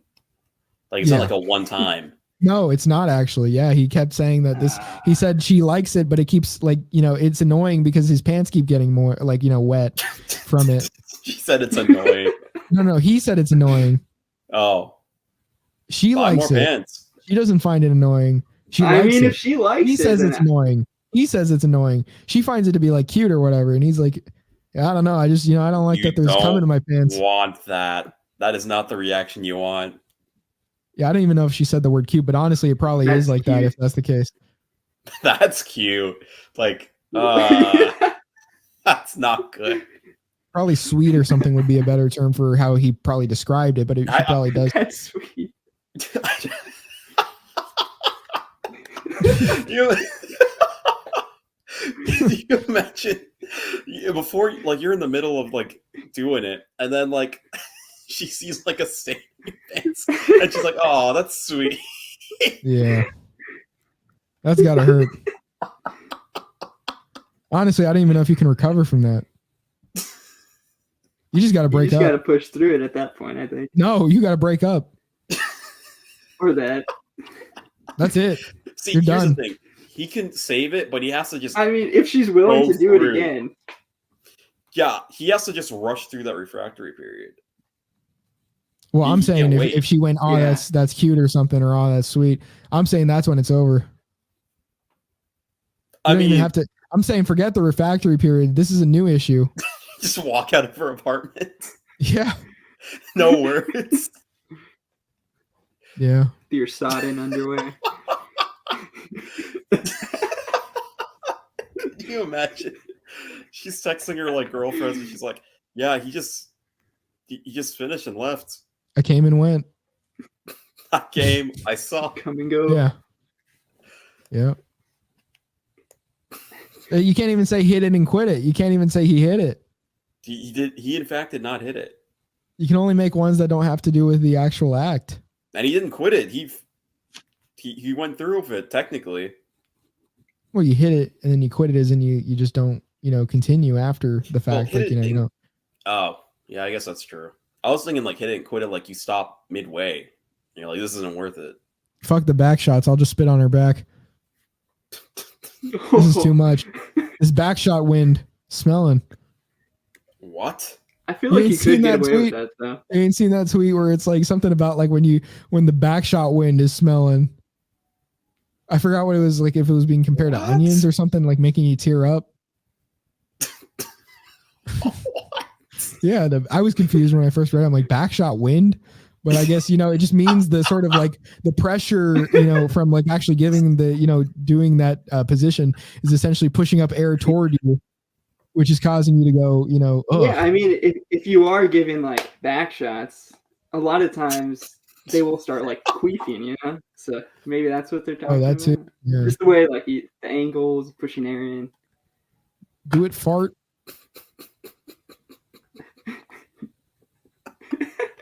See, I wasn't thinking it was going up because I was thinking, what would propel it to go up? I was thinking somebody was doing it and it was going through the back, and then somebody was behind them. Like, why is somebody behind them do it? Like, what? Well, heat rises. So you're saying it's heat? Maybe. I guess it's a lot of friction. Maybe it's a hot smell. Well, I'm saying the sweat being produced is causing there to be more heat. Yeah. You remember Impractical Jokers when they did that one episode? Like, yeah, that's a pretty good description. When they had this challenge. Doing back shots. No. Well, they did have that proctologist do it a couple times. So I don't know. Honestly, they might bring them on again for a punishment like that. But basically, they had this challenge where it was you're supposed to present an idea for like a comic book. And so Q's one was a swamp ass thing. Yeah, instead of like swamp thing or whatever it was, swamp ass thing. And so basically there's this guy and like this black guy in the audience, and he actually in the focus group, and he's like actually like saying, yeah, like that's relatable, I mean, so if you got swamp ass, the heat smell from it is actually coming up to people, and so they understand, this creates a strange odor that actually rises to the nose. What the fuck is swamp ass? Well, it's like when you don't wipe properly, or I guess you aren't able to remove all the fecal matter, and you get pretty hot, so you start sweating, and then basically that mixes in, and so you get a swampy ass. You never heard of that? No. Wow, I'm surprised. I've heard of that. No. Yeah, even I've heard of that either. I don't know what mogging is. No, I haven't heard of swamp ass. Okay, I was going to be surprised. But that's crazy that you don't know about that. Is it though? Yes. I don't know if I've met somebody that hasn't heard of it. That's like, wouldn't that just mean that I've never been in the position where I know somebody or have been around anybody that's I heard of it in like middle school. You've definitely been around some swamp assy people. What is that supposed to mean? You never like smelled an obese kid in middle school after gym, and it's like you definitely smell that swamp ass. Why am I smelling an obese kid? He's just passing by you, and it wafts into your. Maybe stands next to you. Yeah. Like wafts into your nose. Maybe you're standing behind him in line. I remember in elementary they had us stand in line, and basically I was standing behind this one kid that smelled like ketchup. I was wondering, how does he get that smell? I think him and his brother both smelled like that. Their house must have smelled like it. It's a strange smell. Like, how do you start smelling like that? Maybe, I don't know. Maybe they washed their clothes with vinegar, but like it was too much vinegar. Maybe that's the smell. Honestly, I just made a breakthrough right now. I never even realized that. There is vinegar in ketchup. I know. That's what I'm saying. So like maybe they just used too much vinegar in their wash. And so it just made the clothes smell like that. But it was such a weird odor. Like it wasn't even like that. It was like, it's like, oh man, this smells like terrible. But it was more so like it was off-putting, I mean, I wouldn't. Smelling ketchup outside of like using ketchup would kind of throw me off. That's what I'm saying. So that's what they smell like. That threw me off whenever I smelled it. That kid should be expelled. No, there were two of them. There's a brother and there's a younger brother too. The younger brother, I feel, smelled. Yeah. Honestly. I'm trying to smell ketchup. Mr. Electric, send this thing. Oh. Yeah. Mm-hmm. Have his penis exploded immediately. fact that it's like he says to send them to the penis explosion chamber, assuming that's already a known thing that exists and is used on people. Why would that be the first organ to be exploded? It makes me assume that no other organs are actually exploded. It's just the penis. Yeah. It's only that. Like there's no other use for this chamber other than the literal explosion of one organ. You imagine how much like research would have to go into having just that happen and nothing else? You know, maybe it's a small chamber. like maybe it's like something that you just insert. Maybe you just insert your penis into it, and that's the chamber. Yeah, exactly. So that's like that's the chamber. That's a chamber, right? The chamber is on. Okay, not like a full body chamber. That's what I'm saying. Yeah. So I thought also that it would be like a chamber. You're like, there's like a chair inside of it that you're like strapped to or something, you know. But here you go. Like this is instead just like some sort of, yeah. But instead, it's just it's like a fleshlight that just like microwaves it. Like a hot dog. On. I just thought of this. What if the penis explosion chamber isn't about a literal explosion? Oh, so like they have you make out with a girl until you nut. Well, that'd be kind of weird since you're a kid. Oh, I wasn't saying you had to be a kid. Who said that? Well, you brought up Mr. Electric and this kid. So I mean, there are kids in that movie. No. I don't think they explode kids' penises either. That's pretty wrong. Some real villain shit right there. I mean, he was trying to get what the fuck was this kid's name? Max. He was trying to get Max's for that to happen to him. So I mean, whoa. He's trying to get Mr. Electric to do it. I mean, that's. I don't know. You know, it's I don't know what kind of thing would warrant that, you know, for to be done to kids. What could a kid even do for you to say, yeah, you know, that's a fair punishment? I don't know. I'm not. Don't even give him a chance at manhood. Well, I mean, depending on what explosion means. Why would you want to explode a kid in the other way? That's just wrong. Would it? I think they're both wrong. What other explosion could you mean? This episode needs like a heavy disclaimer. Jesus. You know, I was just watching that like, you know, that one like that Muslim skeptic guy that says basically if you enter precocious puberty at an age as young as 4, that basically the parents could give you off to marriage to be consummated, you know. And so he was having a debate with this atheist guy who was telling him, he kept saying like, you want to f children. And the guy's like, oh, you're taking what I'm saying out of context. It's like, no, I don't think he was.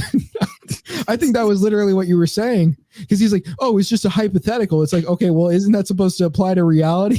I mean, you know, geez, man. Do you think he'd be saying that if he was in like Saudi Arabia arguing about that? That he'd be saying who'd be saying what? Like the guy would be making saying, you're taking it out of context instead of just saying, no, yeah, I said that. Honestly, yeah, because honestly, he like, you know, at the end of the debate, he's like, there are things I can't say in the United States because I'd be arrested if I said them. They would be an incitement of violence. There would be an incitement of violence if I were to say that. And so basically he said like, you know, because the guy asked him, it was Matt Dillahunty, and he was like, you know, basically like, so what? Like Matt Dillahunty was the atheist. He was like, basically like, so what? Like you think like if I insult the Prophet Muhammad that I should be like executed? He's like, oh, well, according to Islamic law and, you know, like in an Islamic state, yes, that would be the punishment. Like after due process. Damn. I don't think there's a lot of due process. Well, it's not even a case of due process. Like if your due process system is that we just have to find you guilty of this crime. Well, I mean, obviously they will, but you know, what does that have to do with whether you have a right to live or not? Well, I mean, it's in the Quran, obviously. Come on. Yeah, it must be true. It's due process. So wait, was he doing the thing where like he like deflects by saying according to the law, yes, and not actually answering whether he would think so? Okay. Right. Because I mean, first of all, he thinks he's going to get arrested for saying that, I guess, or something. I don't know. I mean, I think you can say that and not get arrested. That's I don't even know what exactly was he saying he would get arrested for saying. you could even make a case for like freedom of religion. It's in the book, so I mean, technically, wouldn't he have to make a literal like incitement of violence, even for the standard of arrest to apply to him? Like literally say like, I want this person dead at this moment. Not even I will cause this person to die at X moment. I would say is like the only thing that could really constitute like, as far as like what is declared legally, acceptable, I would say, isn't that really the only thing that, technically is written down that you could be like arrested for if that's what he's referring to? I would think so, yeah. Like what else can you be like, what else is stated that you can be arrested for? Maybe if he draws the picture, then he can get arrested for saying that. But it's more so that he was trying to make the case that in America he can be arrested for things that would be an incitement of violence. Is he also saying that's a bad thing then? He was trying to insinuate that his beliefs would, coincide with what is declared to be sort of the arrestable offense as far as like, the limitation on well, as he would put it, he's like, well, actually no country has like free speech as an absolute because I couldn't, basically do this. And so, but then he doesn't give an example of exactly what he believes, is the thing that would cause him to be arrested. Obviously, he's probably not going to want to say it, I get it, but like, if you already believe something and, you think you're going to be arrested for saying it, but like, what are those things, what exactly you have to cross, like, I mean, as far as like, if you're referencing what is written down legally in the United States, as far as like what is said, you can be arrested for at least, and that is what you were appealing to. I mean, that is a pretty strict standard if that's what you're basing it on, for you to be able to say, well, this is something I cannot say. That's independent of like whether you'll actually get arrested for saying something. But I'm saying like based on, what exactly like, his references to like, there's only so much you can actually say that, we can say like, oh yeah, like that is against the law in the United States. That reminds me actually. I saw this thing on Instagram and it was what's his name? Trevor Wallace, a clip of him. And it was basically him saying, hey guys, did you know saying I want to kill the president of the United States is illegal? It's one of the only things that you can say in the United States. Now, if I saw that one. He keeps going on it for like a while. I was like, now what you can say is with the mortar, because that's a separate sentence. It's just a fragment, but it is a separate sentence. And then it keeps going. And like, it would also be legal for me to say at this time and like that kind of shit. But he wasn't even doing that. So I don't know. I don't think he would have been arrested for saying what he thought. Right. The Muslim guy. Unless it was really it's probably somehow just a bad look for him. I mean, yeah, I don't even know why he was trying to basically prove that there are limitations like in every state, like under every state, there are some limitations on free speech, as if that means that free speech is an absolute is a bad thing because like these are agreed upon things by governments, like as if government standards make it so that like, oh, well, it's actually like good to place limitations because every government does that, and so he made a similar point about like, not just because we have intuition makes something real, but because so many people have an intuition, that must mean that, this is actually a biological thing and therefore my religious beliefs are true, so like, he had a lot of strange arguments that actually didn't track. Couldn't somebody say that about atheism then? Yeah. What the fuck?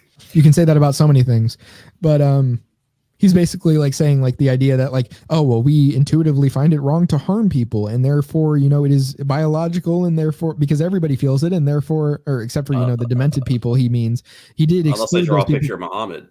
Yeah. Yeah, exactly. And then, that doesn't necessarily apply. Right.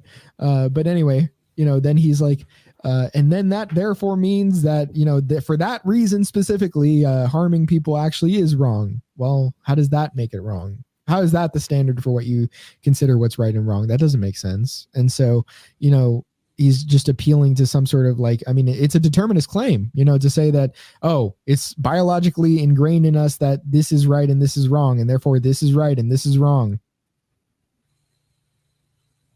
Yeah, there's no actual explanation of why or how it's wrong. Right. It's just like it happened, therefore it's wrong. By the way, though, I don't know if I got into this before.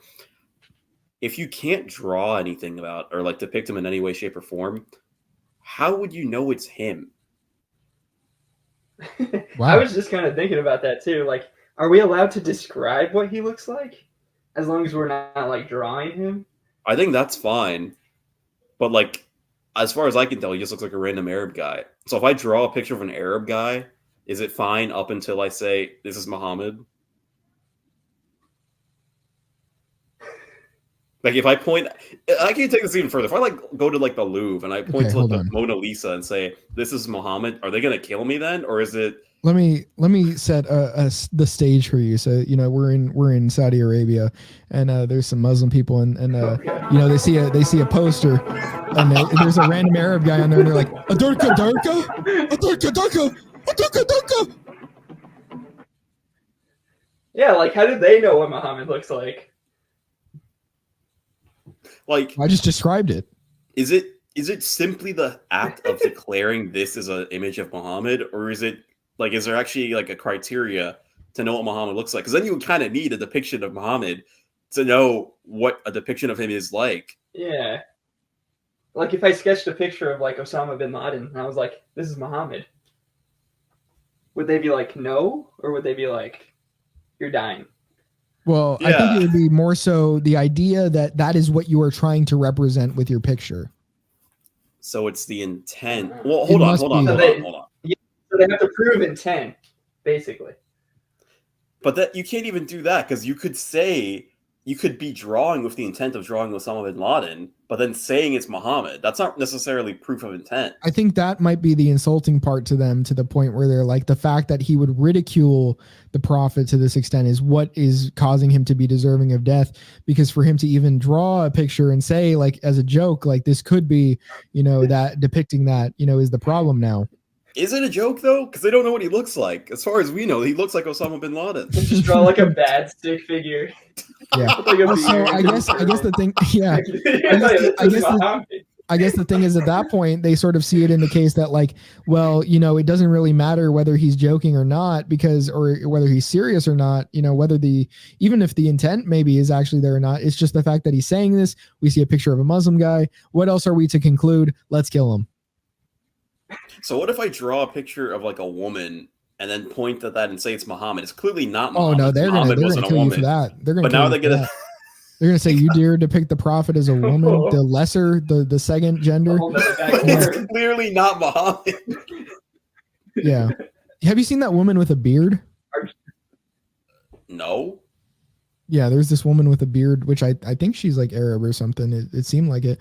But basically she went on this show and she was saying like, oh yeah, I don't like, that guys don't like my beard.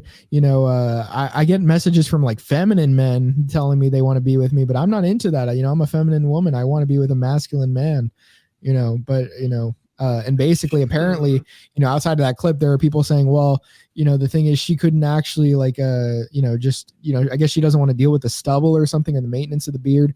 But the thing is, because I guess it's a genetic condition, but, honestly, it's probably hormonal if we're being real.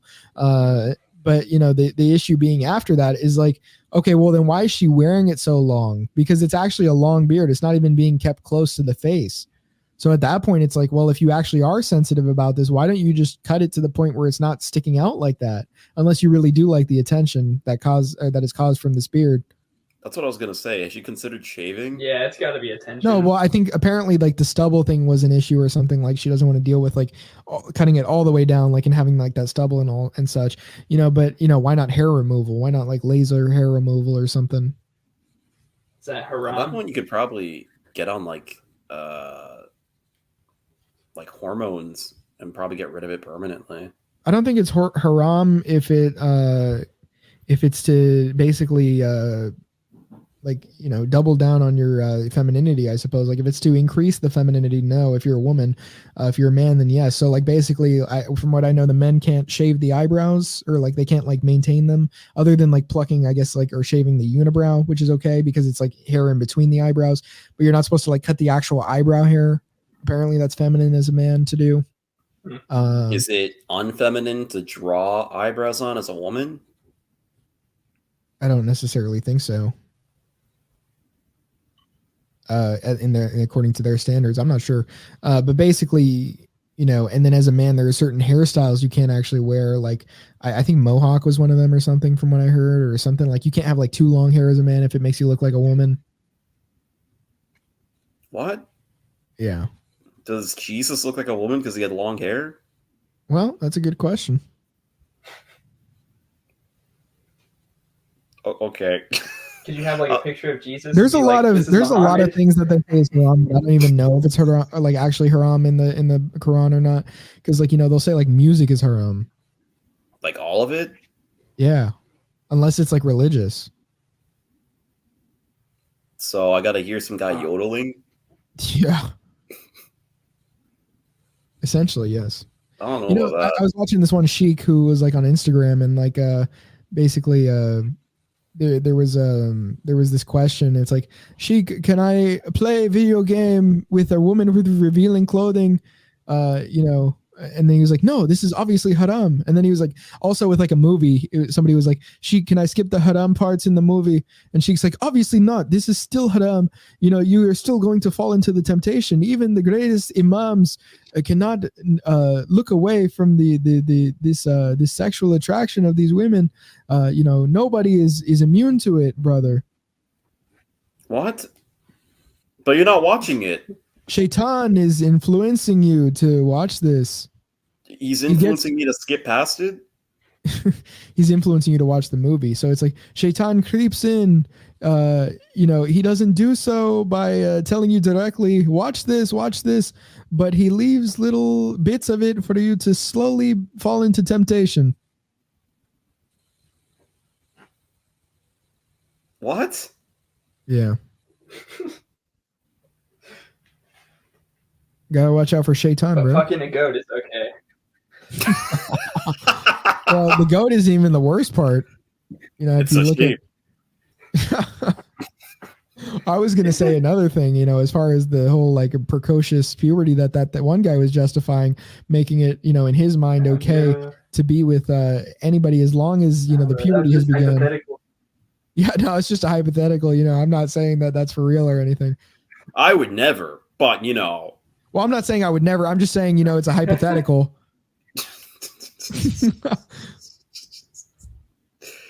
All right. I'd rather not get jihaded. Move on. You can never go to the Middle East. I mean, I didn't draw the picture. I just asked a question about the picture. Yeah. That doesn't exist. I mean, by Muhammad, we were talking about Muhammad Ali. Obviously. I dropped the light. Hold on. Yeah, Muhammad Ali. Yeah. They're real protective. Oh, Jesus, this is getting worse. So, you got anything you want to talk about, John?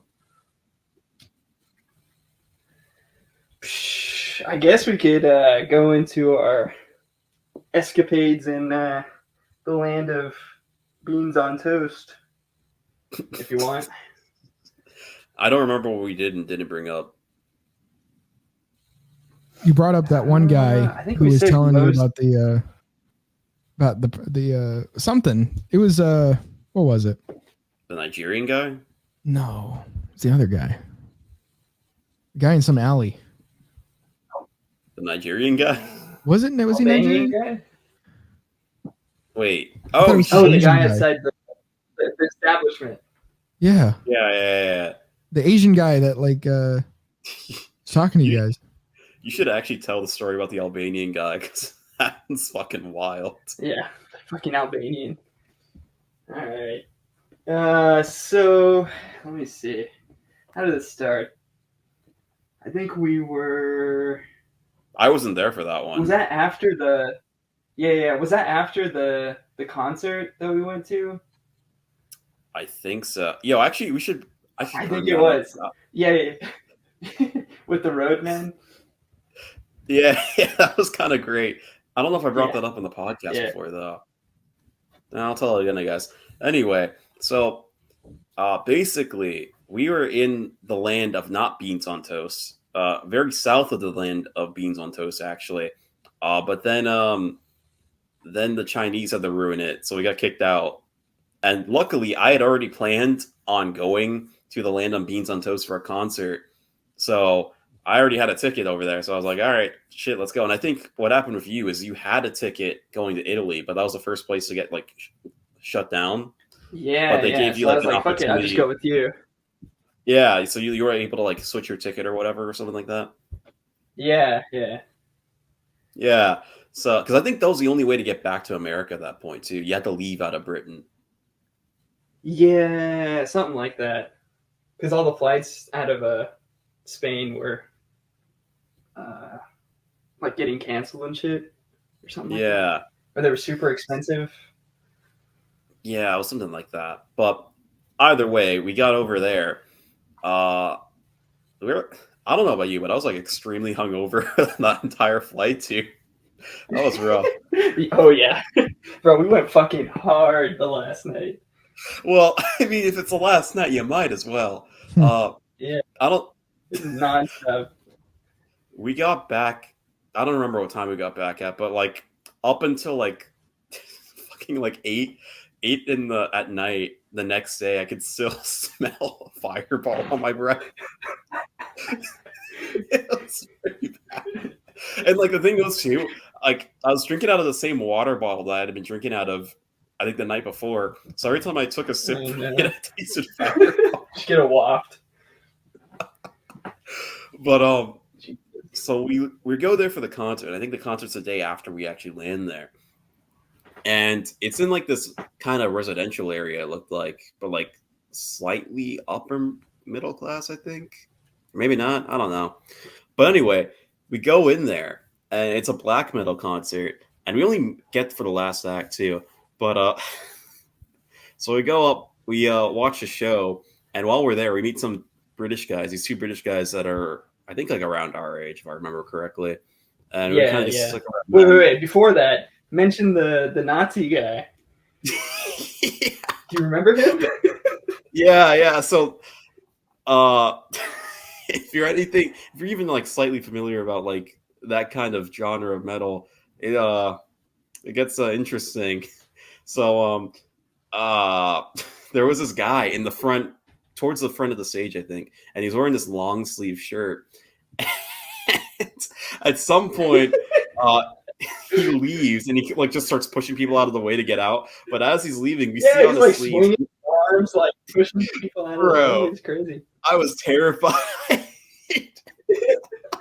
Just swastikas all down the sleeve of his shirt.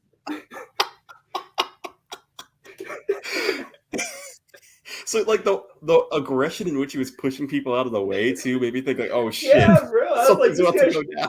He's trying to fight.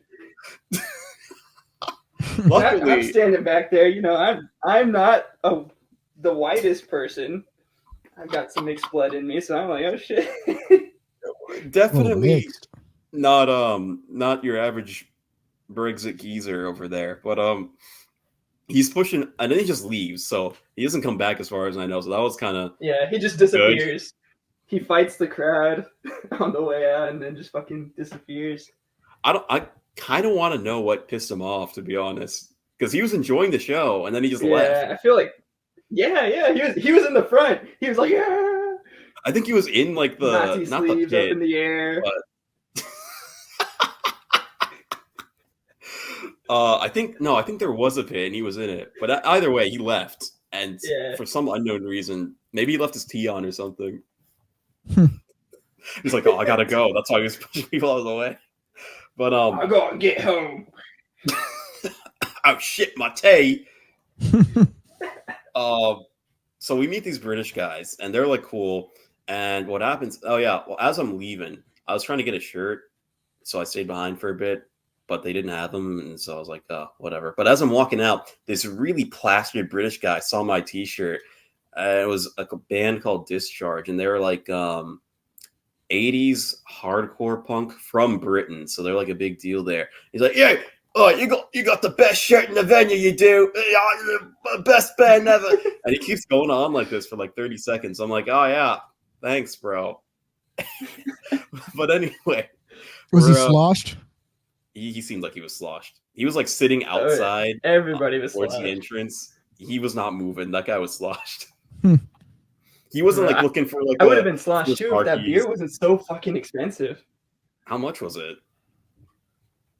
It was like 7 pounds or 8 pounds for a pint. Yo, it was like a euro. Even the guys we met, they were like, that shit's ridiculous. Like, you can get it for like, I don't know what he said, like 5 pounds or less than that. 7 like pounds. Outside of London. And at that time, the pound was more than the dollar too. Yeah. Like the weight of it. It was like 1.5. Jesus. But anyway, we followed these British guys, these 2 British guys that we met, because they're like, all right, we're gonna give you like a real British night out, I guess they said, something like that. So we go to like this convenience store, and they pick out these Polish beers because they said they're cheap but they're high in percentage. So we're sipping on these Polish beers, and then we go to like this it's like chicken spot. Let's go to the chicken shop. Yeah. So they take us to this chicken shop that's run by an Indian guy, oddly enough. But so we order our chicken and we're just waiting around talking about stuff. And then this darker individual walks in in a puffy jacket. And one of the guys we were talking to, he was smoking a cigarette, but he was like, or no, he didn't start smoking it yet. He had it out. No, he had it in his ear. Yeah, he held it in his ear. And as we were talking, I didn't see it happen, but I'm pretty sure the darker individual took a cigarette. It was like pretty obvious. Yeah, as he was walking by, he just like grabbed the cigarette and like kept walking.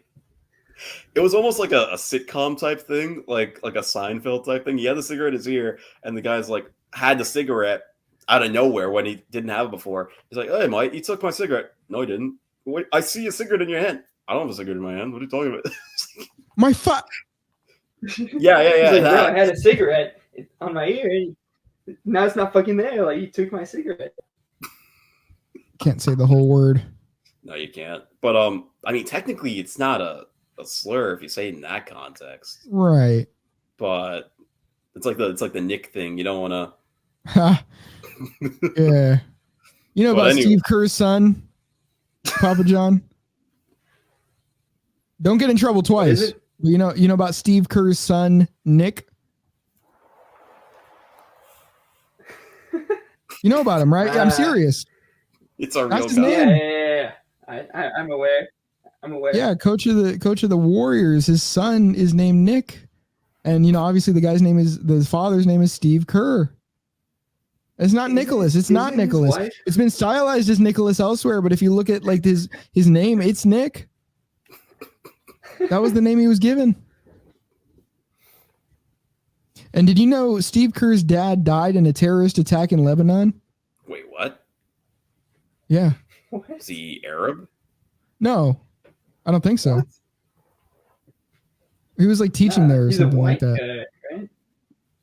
Yeah, he was like teaching there. Huh. What the hell? Yeah, it was like some attack in Beirut. Oh, no, that explains it. Anyway, back to the story. So the guy takes a cigarette, and he's making like a big deal about it. And the other British guy that we're talking about, he's like, yeah, we should leave like now. He's like, calm down, bro. And, like, it's not a big deal. Like, don't mess with you him. Get a new cigarette. And the guy's like, no, this guy took my cigarette. And like, as this is happening, another guy of the same complexion and wearing the same jacket walks in. And then the other British guy's like, yeah, we should leave now.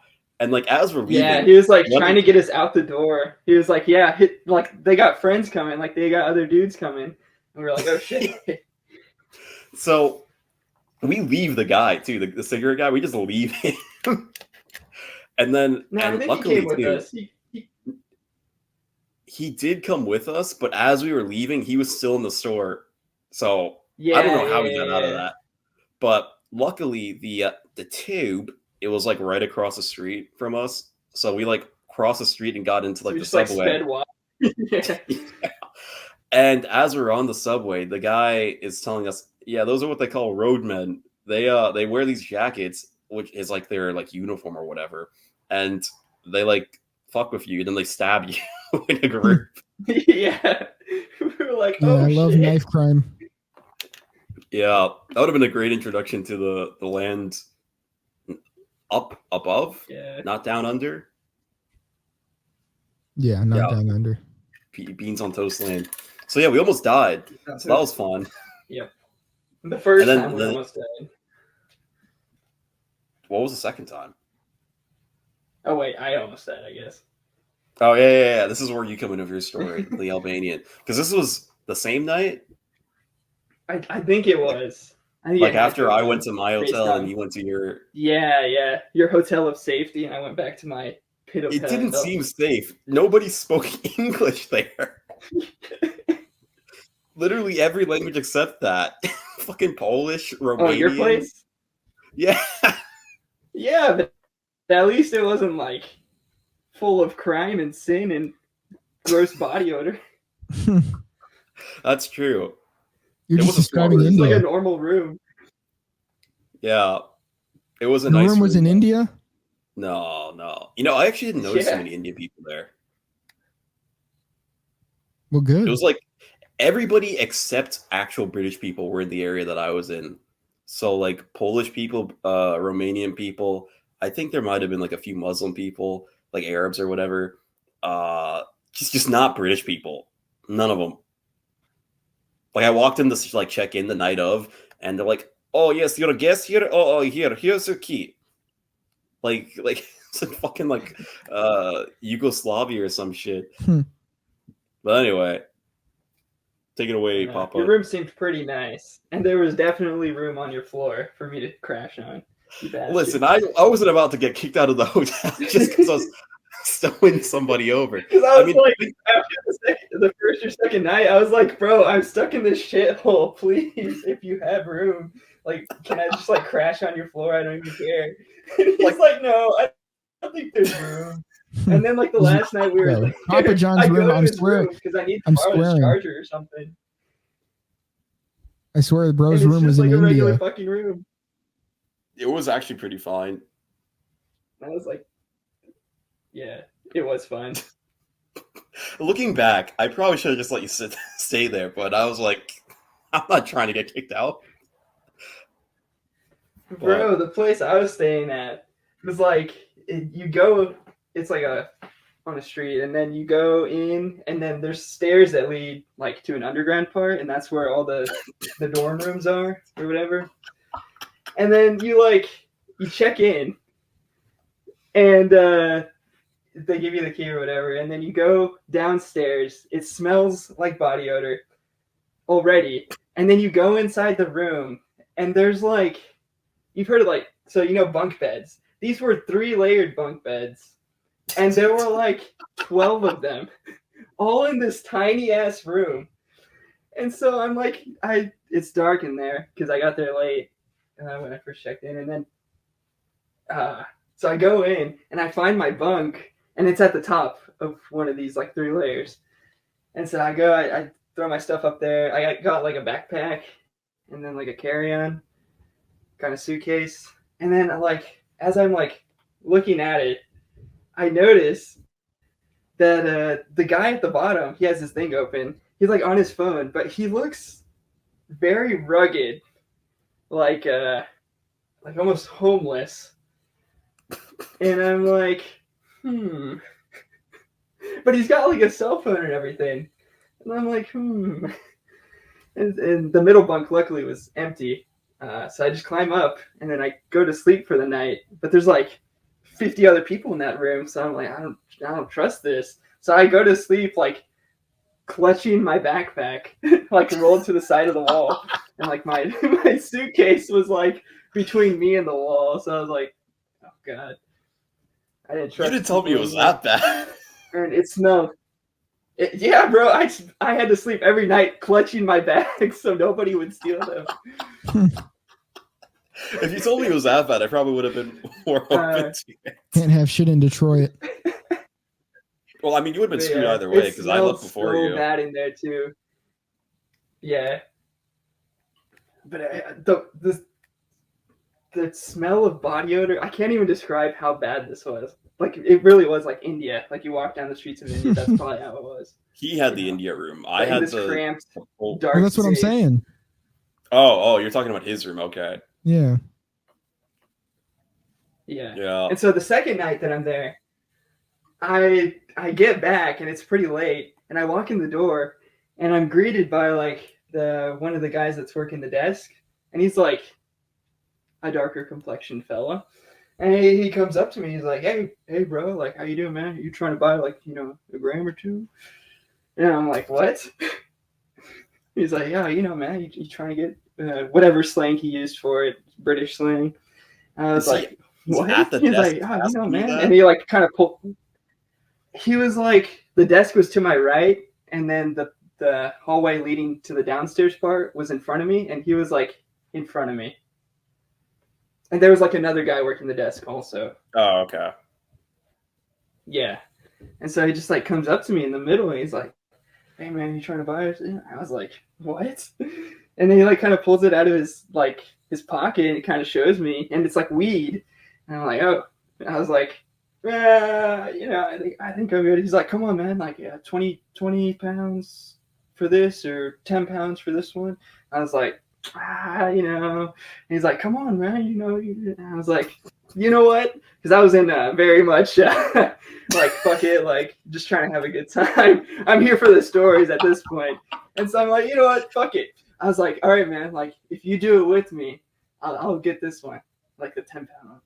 And he was like, nah, man, I can't be doing it. I was like, all right, bro, like, I don't want to do it. And he's like, only if you do it with me. And he was like, okay, man, like, fine. And so I go and like to this other like outside part. There's like a patio area inside the building, and we go, and I like give him the $10, and he gives it to me, and I'm like, all right, so like, how am I gonna smoke this? Like, we don't have papers or anything. He's like, you don't have papers? I'm like, bro, you're the one selling this shit to me. Of course I don't have fucking papers. I didn't want to do this shit in the first place. And so he's like, all right, hold on, let me figure something out. And so he goes to the front desk, and he asks the other guy there, he's like, hey man, can we like bump some papers off for you? He's like, nah, man, you can't be doing that shit in here. And he's like, come on, man, like, da-da-da-da. And so he gives him the papers. He's like, all right, man, like, yeah, we got the papers. I'm like, I don't know how to roll this shit. Like, I've never done this before. He's like, bro, what do you mean you don't know how to fucking do it? I'm like, bro, I don't fucking do this. He's like, well, fuck, man, like, I don't really do it either. And so we get the other guy. We go back to him. We go back to the first guy at the desk. And we're like, hey, man, can you, like, roll this shit for us? He's like, bro, what the fuck? He's like, you got to think it's some sort of entrapment scheme at that point. Like, he's like, please, man, like, just do me a favor on this one. And the guy's like, bro, like, fuck, all right. And so he, like, kind of, like, checks around the corner at the cameras, and you're like, all right. And he, like, kind of puts it down low under, like, there's, like, a hanging part off the desk, and he kind of puts it under there. He's like, all right. And so he cuts it up, and he, like, puts it in the paper. And he's like, all right, here you go, man. Like, fuck out. Like, don't be doing that shit in here. And so we go out to the front, like, out the front door. This is right in front of the hostel, too. And so we go, like, right out front of the door, and there's, like, 3 Eastern European dudes there. And they're all, like, just talking, like, smoking a cigarette, whatever. And we get out there. And we, like, light it up. We say, hey, whatever. You light it up, and then we're, like, smoking the shit, whatever. And then the one of the guys, he, like, starts, he was Albanian. So just imagine that accent. He's like, gotcha. Hey, man, like, to the guy that sold me the stuff, he's like, hey, man, like, how much you sell tonight? Like, how much? Like, da-da-da-da. And I guess it wasn't enough, because he was like, bro, you need to be selling more. Like, I keeping you alive and shit, Like, we wouldn't want anything to happen to you, you ain't selling enough. I'm just going to have to, like, fucking cut you up, Like, I'll cut your insides out. And it's just stuff like that. And I was like, oh, shit.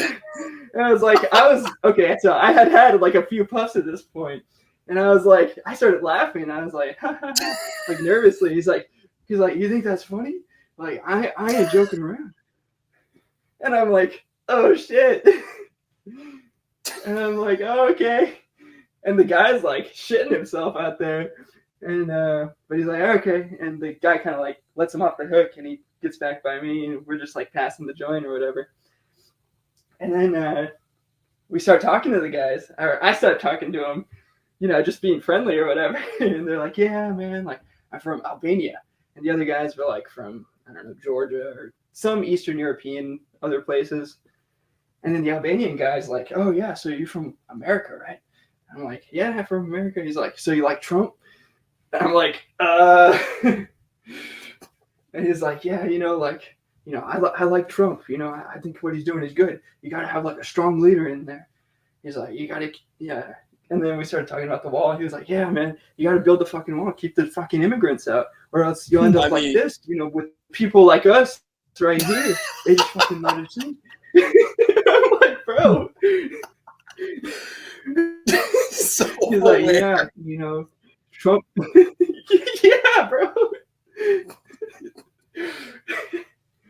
At least he knows. And then he just keeps going on about it. Yeah. He just keeps like going on about it. And he's getting like aggressive about it too. He's like, you know, like Trump's like getting all up in my face, and I'm like kind of in the corner against the door over here, the doorway. And he's like, yeah, like Trump's, you know, he's good. Like, you know, you're going to vote for Trump, right? I'm like, I'm just like, at this point, I'm a couple puffs in, more than a couple. I'm like, and then I'm like, okay, I think I'm done with the weed right now. And he's like, you can give it to them. And the guy's like, all right. And he's like, here you go. And the guy just like takes the biggest fucking drag out of that weed. He holds it for like 10, 15 seconds. I don't know. Time's kind of distorted. But he holds it in for a while, and then he just like lets it out like a fucking dragon, just right into the guy's face, the guy that I was with. The guy just sits there and he has to take it. And so then we're just like sitting out there, and he keeps going on about Trump. And then I get saved because this I think my buddy, not my buddy, the guy that sold me the fucking weed, that bastard, he went back inside for some reason. And so I'm just out there with the Albanian fuckers that lecturing me about Trump. And then the Spanish guy comes up, and he starts like in like very broken English, but with the Spanish accent. He's like, hey, like, do you guys know where I can like get change, like money change? And the guy's like, no, but you know, I got stuff you can buy. And he's like, and the Spanish guy's like, oh, like, what can I buy? Or he's like, oh, what do you got? And the guy's like, all right, I can give you like a gram for like 40 pounds, 50 pounds. And the guy's like, fuck no. Like, that's a ripoff. Like, I ain't trying to do that. He's like, I'm just trying to change some money. Do you guys know where I can do that? And I was like, yeah. I was like, yeah, bro. Like, I know where you can get some money. And there's like a kebab shop down the street. I was like, I'm sure they can change it for you. So I go with him. I'm like trying to exit this situation. And so I start walking with him, and we go to the kebab shop. And I'm like, oh yeah, you can change your money here. And the guy's like, no, I need like from he had something euros and he needed pounds or something. He's like, no, I need to exchange money. I was like, oh, you need to exchange money. I was like, okay, I'm sure there's a place we can do that too.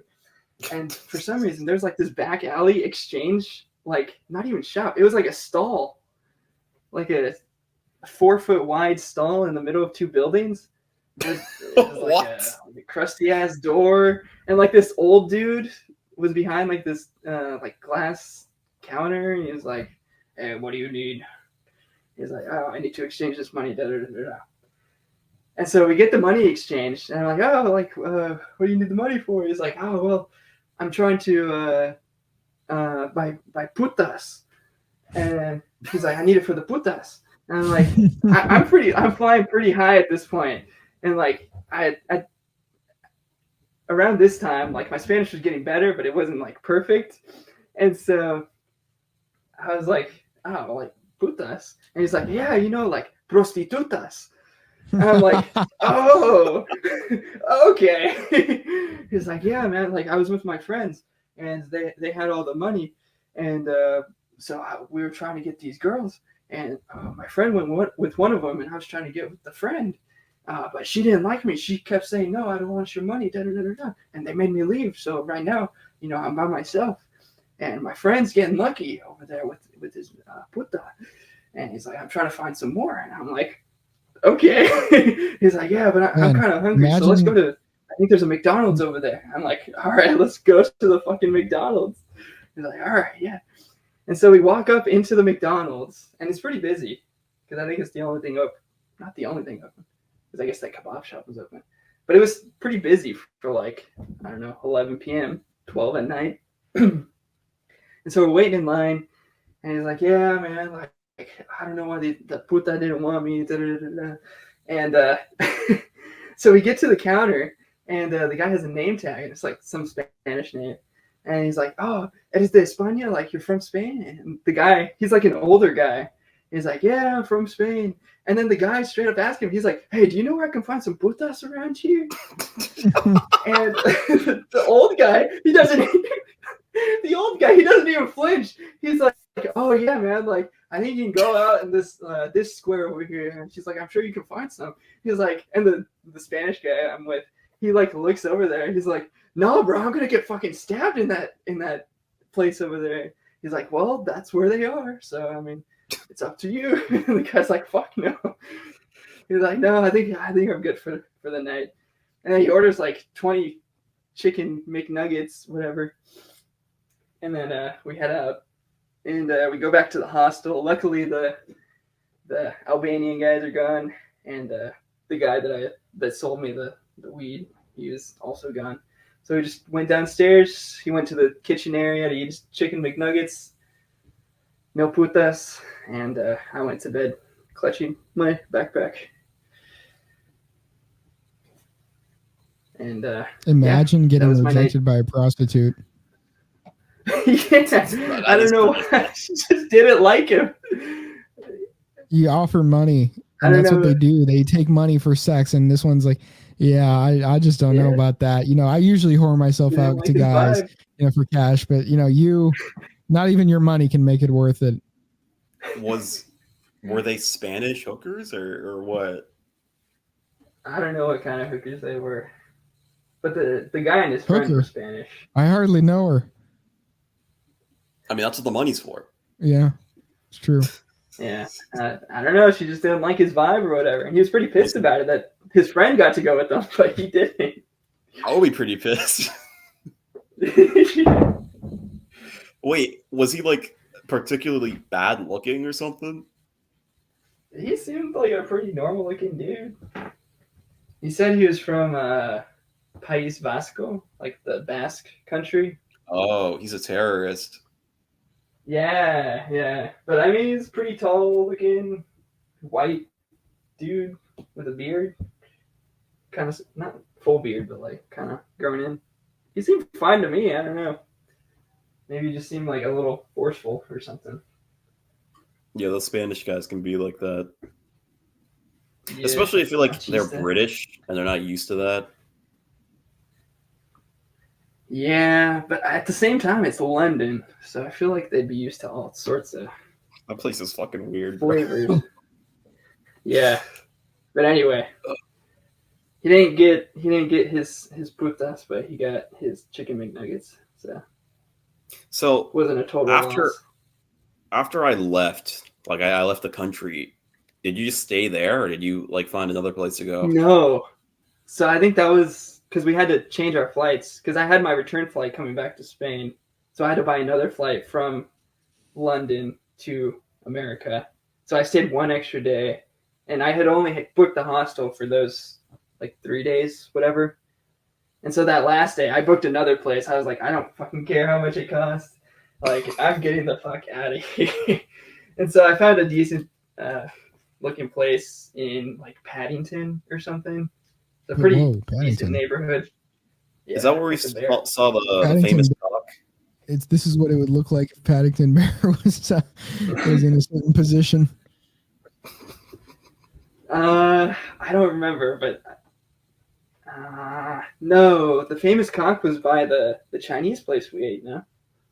No, because we walked to the Chinese place, and I think the Chinese place was a Sunday, and the famous cock was Saturday. It come with cock.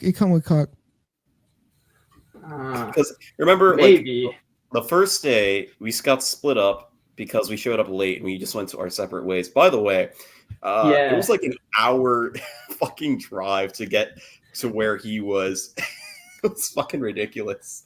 I was on the bus for like an hour and a half trying to get to like a spot where we'd meet in like the actual heart of the city. Oh yeah. Because you were. Can I say the spot, the town? I mean, I don't live there.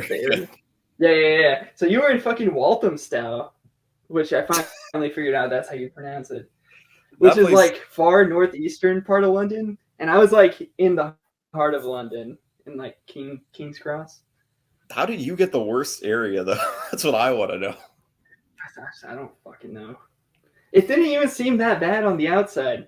Like it seemed like a normal street, but then the second you enter the doors, it's just fucking hell on earth. That place is closed now, by the way. I tried looking it up like a year or two ago to see if it was still running. It is not. It closed down. Jesus. Maybe somebody did get stabbed. Yeah. There. Yeah, something happened. I'm sure. So wait. If I recall, wait, hold on. Was there something else I was going to bring up? I totally forgot. I don't remember. Anyway, I wanted to ask about this because you told me about it, I think, in text, but I wanted to know if you could give me more details on the last day. You said you went to like an underground rave or something like that? No, it was like, so first I ate some Indian food. It was just pretty bomb, by the way. Damn. I didn't expect any cow shit. Yeah. Oh, wait. Now I remember. Then after that, it was like...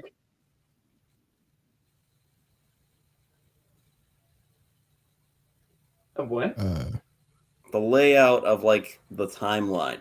Because we split our own ways on the first day. Then we met up the second day somewhere. I don't even remember where we met up the first day. Yeah, it was like outside of a park or something, right? Yeah, it was like a park right next to a clown cemetery or something like that. Did you say a clown cemetery? Cemetery. Specifically for people that were clowns? It was like named after a clown guy or something. Yeah. But it was specifically like people who were clowns as acts were buried there? I don't remember. I just remember it had something to do with clowns. Or was it just kind of like a Ronald McDonald House kind of thing?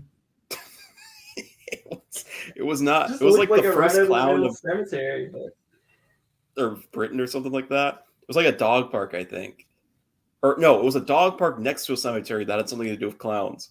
Why would you want to be next to a cemetery? I didn't know. I don't even remember how we picked where we were I'm just saying, why have the park right next to the cemetery? Middle. Maybe the dogs like peeking on clown corpses. Maybe. They got those little rubber noses. And so the dogs like them. They're like chew toys. I mean, it makes sense. What was I saying? Oh, yeah. So from that point on, we kind of just explored the city up until the concert time. And then we left. So that's when we saw the famous cock. I thought we saw the famous cock at night. Pause. We did see it at night, but it was the Saturday night of the concert, like before the concert. Oh, okay. Yeah. Because then the Sunday, the day after that, we were like meeting up for food and then going back and forth between my place and finding places to eat. And then we finally went to like where Big Ben was and walked a little further. And that's where your Big Ben. Pause. Yes. Because we went to the museum and then we went to the Big fucking Ben British area. Museum. That is still like I think one of the best museums. Not gonna lie. I gotta admit, it was the whole great. like they steal shit from other countries. But I thought it was a cool museum. They had a whole fucking temple in there, bro. Yeah. Can you imagine? You go somewhere and you're like, hey, can we take this entire fucking structure? I don't think they asked. No, they didn't ask. How do they even do that? It's like those people that go to Walmart and they try buying the little thing that you're supposed to put like as the divider. Or like they try buying the display items. You know, like the Duracell battery on top of the rest of them, like the big plastic thing. Yeah, can I buy this? They're talking to some Turkish guy. They're like, "Hey, how much do you want for it?" And the guy's like, "Not for sale, not for sale." And they're like, "Oh, that's too bad." Walks out with it anyway. I'm gonna take it anyway. and put They it had in my like store. 4 or 5 fucking temples in there, like full-size temples. It was Yeah, wild. But yeah, from this, it was cool. it was pretty nice. I'm not gonna lie. I had a ton of pictures of just like the museum. It come with temple. And it was 'Cause free we too. walked- It was. How is that That's so free? crazy. I don't know. It's like the best fucking museum in the world, and it's free. But after we went to the museum, that's when we went over to like the Big Ben area. Yeah, And- we went like to where they had a bunch of embassies. I remember like the Nigerian embassy was there or something. I think so. And then we stayed there Yeah. at night, and that's where we went to the Chinese spot, and that's where we went to the club area. the next area. Yeah. Do you want to tell that story? I thought we did, didn't we? Putas. I don't think we went into detail. We just said that we went to a certain location and we talked to a guy outside. We didn't say what happened inside. Mr. Fark, did we tell what happened inside? I can't remember. I'm trying to remember actually. You know, I don't recall. I thought I thought you had discussed briefly about the whole no touch thing. We did? I thought. I don't know. I gave like a brief summary, I guess. I don't know. Maybe it might have been a quick glance. A quirky. I feel like we mentioned. it. I thought we mentioned that we got downstairs and there were no free drinks, or not free drinks, but there were just no drinks. Yeah. But I don't remember if we continued after that. No, I think that's where we stopped. Okay, I'm gonna let you tell this one. Oh my god. Hey, I'm not the one that does something. This is you decide. All right, tell me if I leave anything out. All right. So I think we went down. We were convinced by the guy outside, the promoter. They were like, He's really yeah, free drinks down there. We're like, yeah, he's a cool dude, but he lied to us about the free drinks. Yeah. Not cool. Anyway, so we get down there, and we try to get drinks, and they're like, no, we just closed like a minute ago. We're like, we're like, so we're like, okay, we'll get water, and so we take our waters over, and we're like, since we're here, I guess we'll sit down for a bit, enjoy the free show that the guy also promoted. He's like, yeah, you don't have to spend like a bunch of money. You just go in there. You pay the fee, and then once you're there, you can just watch the girls for free. And so we go with our waters. We sit down at a little booth area, and we're sipping. We're watching, honestly, like pretty meager acts. There was not a whole lot going on because I think it was like a Sunday night too. Yeah, it was. I don't even know why they're open. Yeah, it was pretty dead in there. Yeah. So there was like occasionally a girl who'd come out and like half-ass a dance. And then it was maybe like 5 minutes later, like I think 2 girls came up to us. Right? I think there was like 4 girls total that came up to us. 2 to each of us. And then the one that came up to you last was the one that, yeah. Yeah. So the first 2, they came up and they're like trying to talk to us.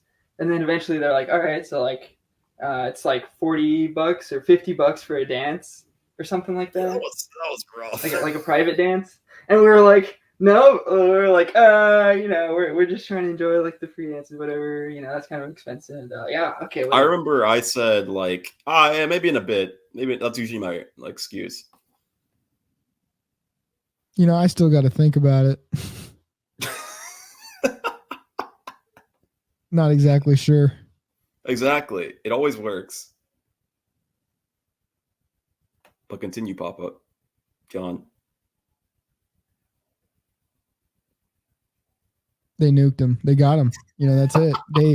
They figured out where he was. They heard all the bombs being dropped on this show. Not necessarily N bombs specifically, but this sort of racist spiel, that we've been on, for the past 2 hours. They were like, no, this is unacceptable. His day of reckoning cannot come. Do not come. Do not come. I'm going to come. You did not. Oh, wow. Oh shit. I mean, it's possible his computer died. Damn. Should have that thing plugged in. Yeah. I guess I'll tell the rest. All right. Ah, damn. I was hoping you'd get like the uncomfortable part out. Perfect. Jesus Christ. So basically, I don't know if he's coming back or not. Hopefully, yeah, because we got a lot more we could talk about. But anyway, we're sitting there and they're coming up to us and all that. But like we keep like making excuses and stuff like that. Oh, there he is. Oh, he's back. You got saved. Oh, thank God. Sorry about that. What happened? My internet just like went out for like 5 seconds. Damn. Yeah, That my gap bad. internet. All right. What were you So, saying? we turned them down, and they kind of kept coming. Yeah. So we turned the first two down, and they're like, okay, whatever. And so they went off, and then two more came up, right? Yeah. Yeah, and there were like some lower quality ones, I guess. No, I remember specifically. I don't remember if it was the first one that came up to me or the second one that came up to me. I think it might have been the second one that came up to me. I said like I did my usual thing. I was like, oh yeah, I'll think about it. And like in that gap between where they left and the next person came up, you were like, bro, why'd you say no? She actually looked good. Oh. And she did. She did in fact look good. Yeah. But I'm not paying for that shit. Well, did she look so expensive. like one of those chicks in question? The British ones. What do you mean?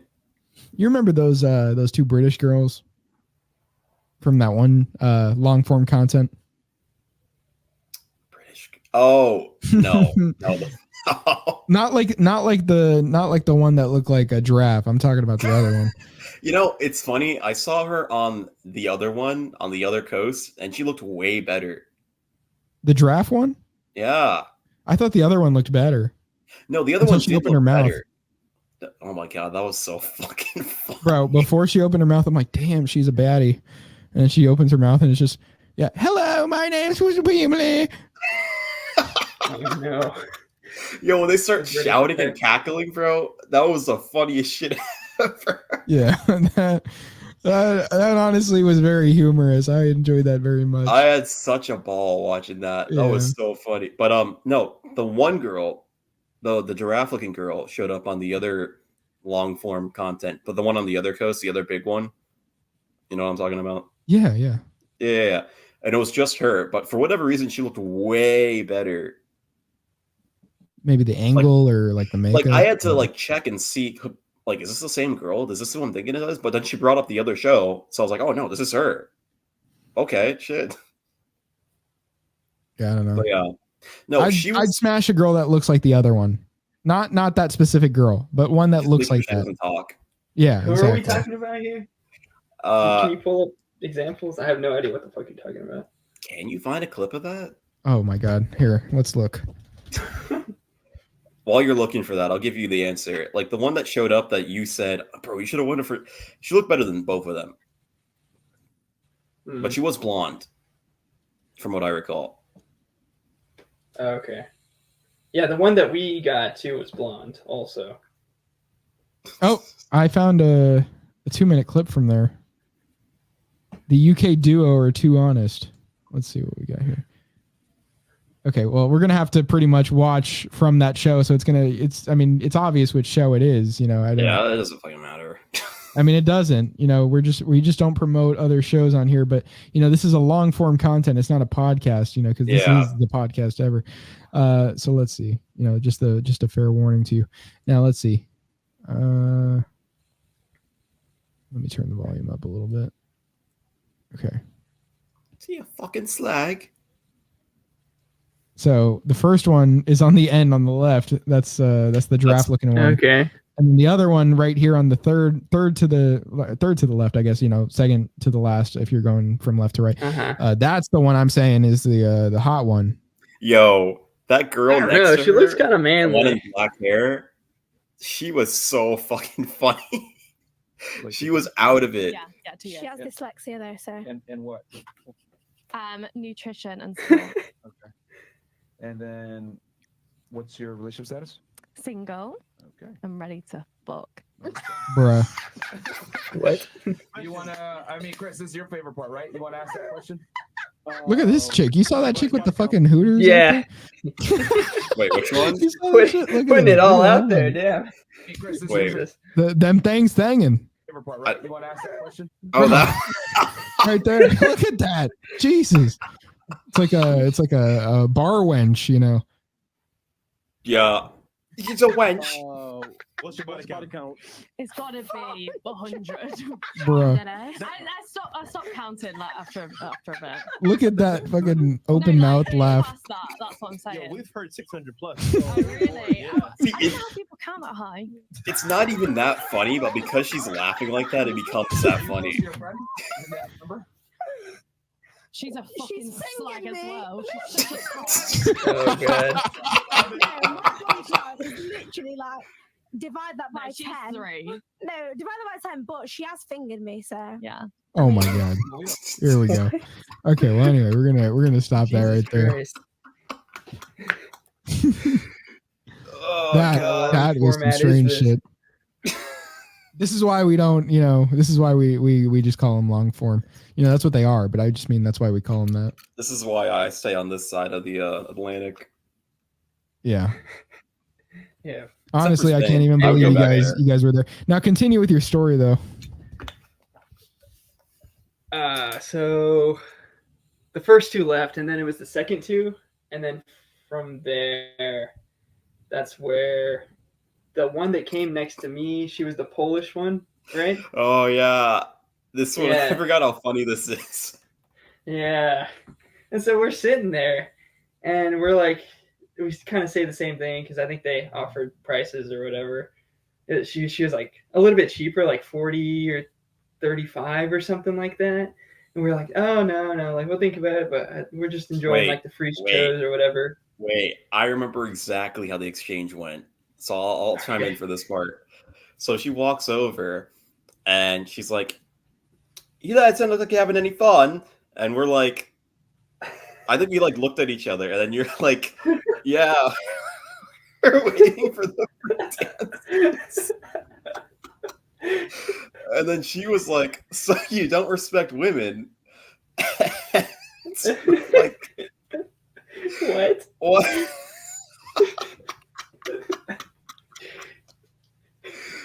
I forgot what happens after that.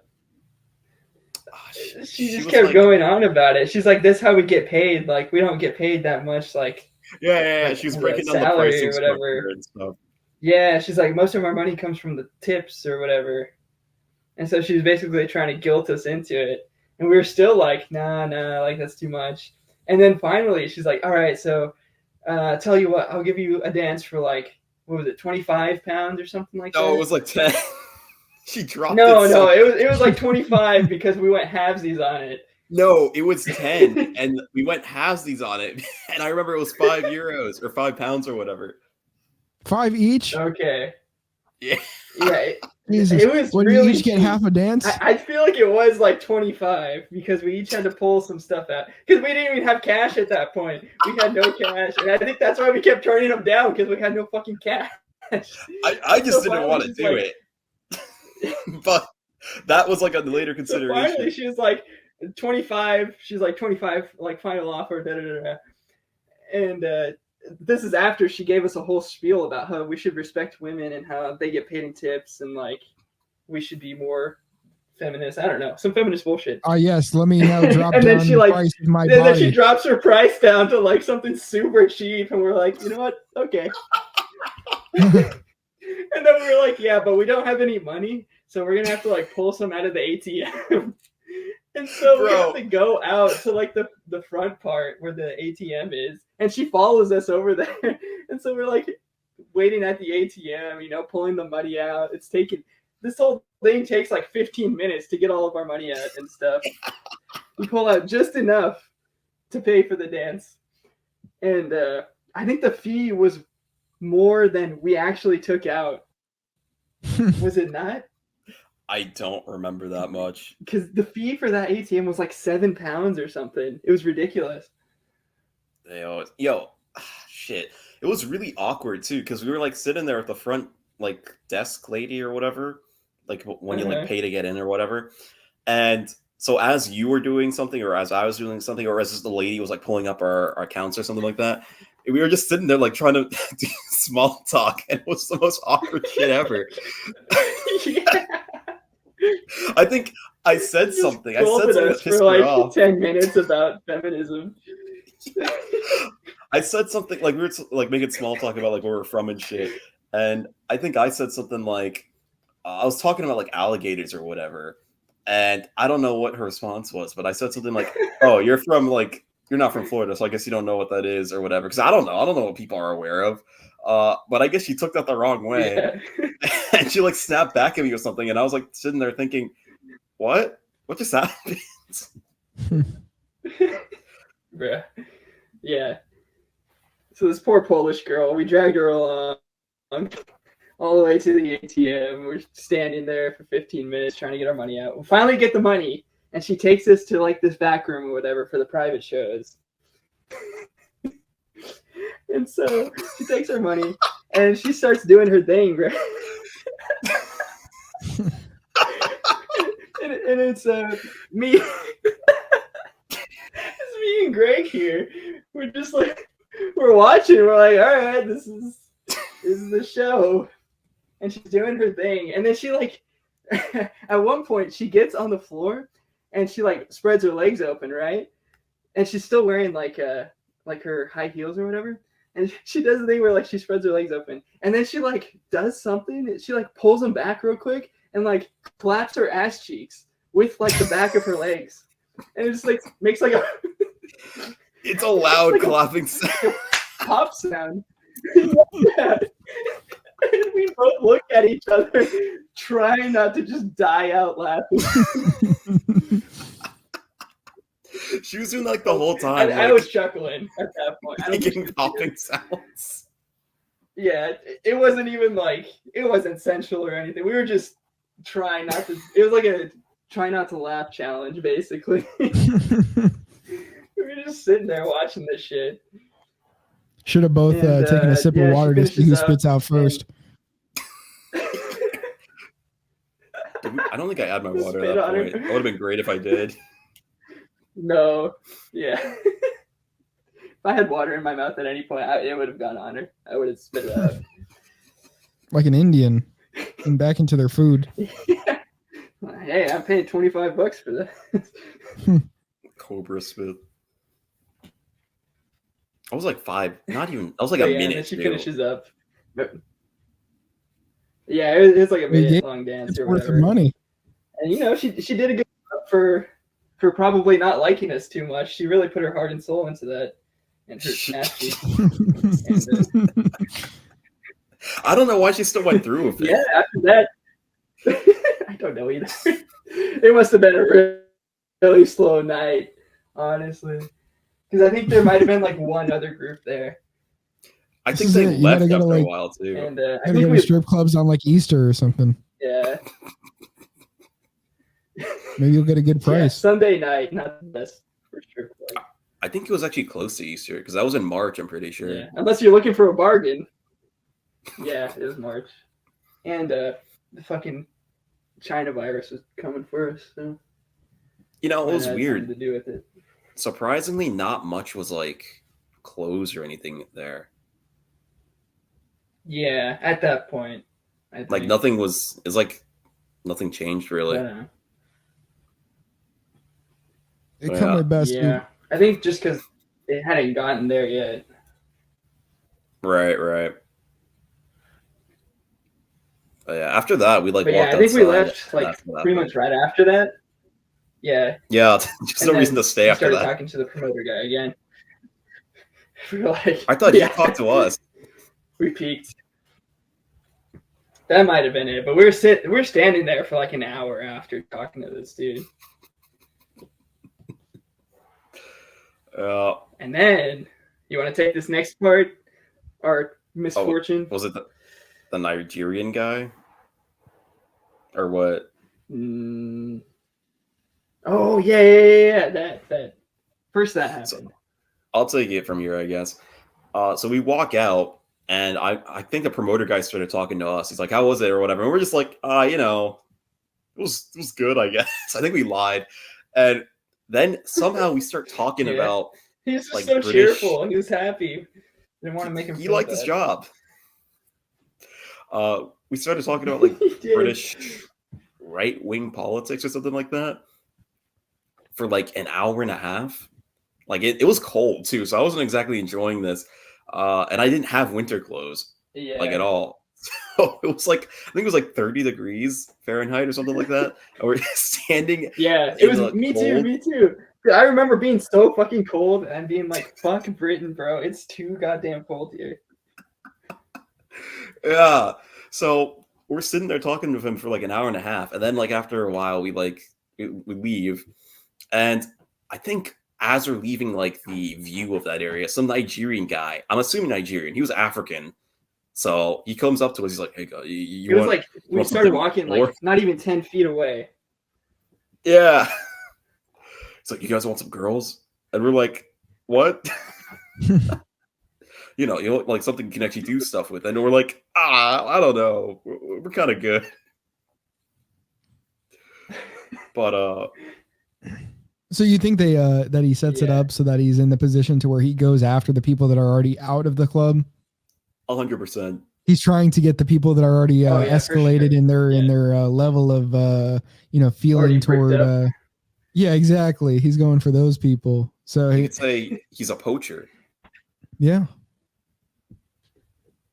But yeah, after that, we kept walking, and it was like it was almost like a plaza kind of place, but like not like how they are here, where it's like off the side of the road. It's like built into like the city kind of thing.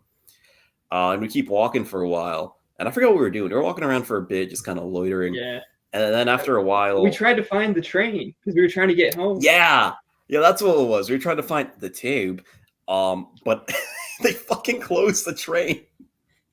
It was like yeah, 3 we in the get morning. there and they're fucking closed. We were like, what the fuck? I thought they stayed open like 24/7. You would, But I think so, the right? only day that they close is Sunday nights. I think the Yeah. only day they close is like Sunday nights. And it just So- happened to be Sunday night that we were wandering around. I'm literally not even within the city limits, I'm pretty sure. So I can't get home. And I think you were far enough where you couldn't really We were walk trying to home find either. like a bus or something. Yeah, that bus ride would have 'cause been we tried to find like a miserable. bus or like a cab or something. Yeah. So what happens is we find a McDonald's, and we just sit in there for like 4 hours until like 6 a.m. when the I sun's was like, rising. bro, we when gotta the thing find is open. McDonald's. There's gotta be one open. Bro, the McDonald's sucked too, because like it was cold out, and we sat down like there, and like the door kept opening at the slightest movement. You kept Yeah, getting it's blasted so with cold air. Yeah. It's still so fucking cold. But eventually it becomes like 6 a.m. and so we didn't get any sleep either. We were just kind of like chatting and shit the entire time. No. We Camped get on out. the subway or whatever the fuck they call it, the tube, and we part our ways. And at that point, I forgot what happened. That was the last time you saw me, I'm pretty sure. Because Yeah, like I think as so. soon as I was like, when we were in the McDonald's, I think I was like texting my my mom, and she was like, "Yo, you're on this flight. Get on this flight or whatever to go to the airport or whatever." So as soon as I get off the subway or whatever, the tube, it's like 8 in the morning. So I don't go to bed or anything. I pack all my shit. I go to the like breakfast place, check out, get a taxi, go straight to the airport. I pass out for a bit of it, actually. Go straight to the airport and start arguing with the people about like, "Hey, can I leave, please? I don't know how to get out of here." And I get put on like a wait list thing or whatever, or they like see if there's like an empty seat, if they can put you on or whatever. And Oh, shit. so Yeah. basically, I went to the airport, and there was a flight going to the U.S., and I had to just wait till the very end to hope and see if there were like empty seats. And I was actually talking to some Spanish guy there Jeez. in the line, ironically enough. He was kind of cool, but Nice. I did just barely make it too. So I got on, and then I went home. So that was the end of my beans on toast land Nice. adventures.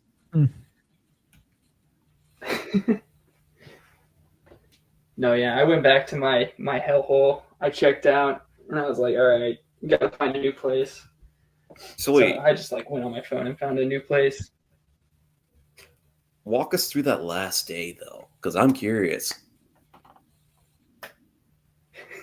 The last day alone. Yeah.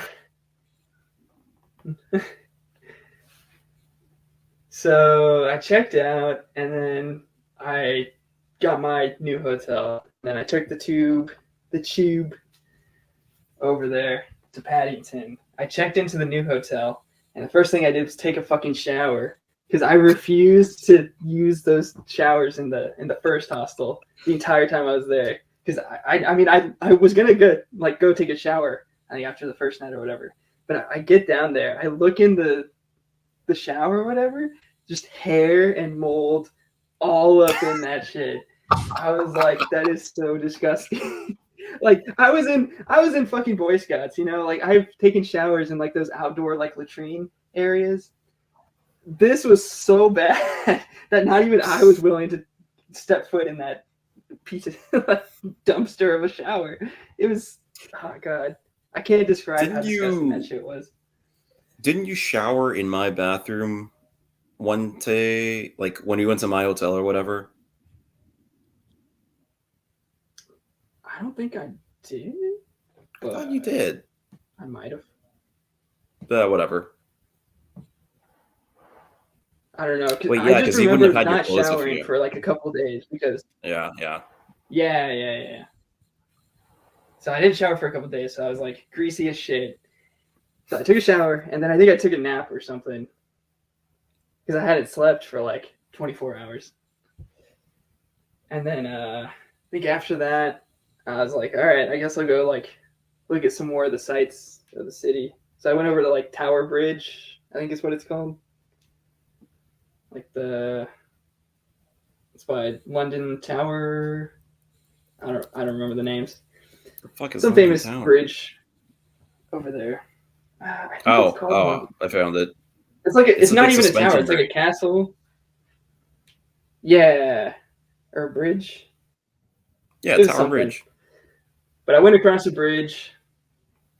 Yeah. So I went across the bridge and stuff. Took some pictures, and then went over to the Indian restaurant, and then I was kind of like looking up stuff to do. And then I found like this place kind of close by, and like I don't know, Waterloo or some shit.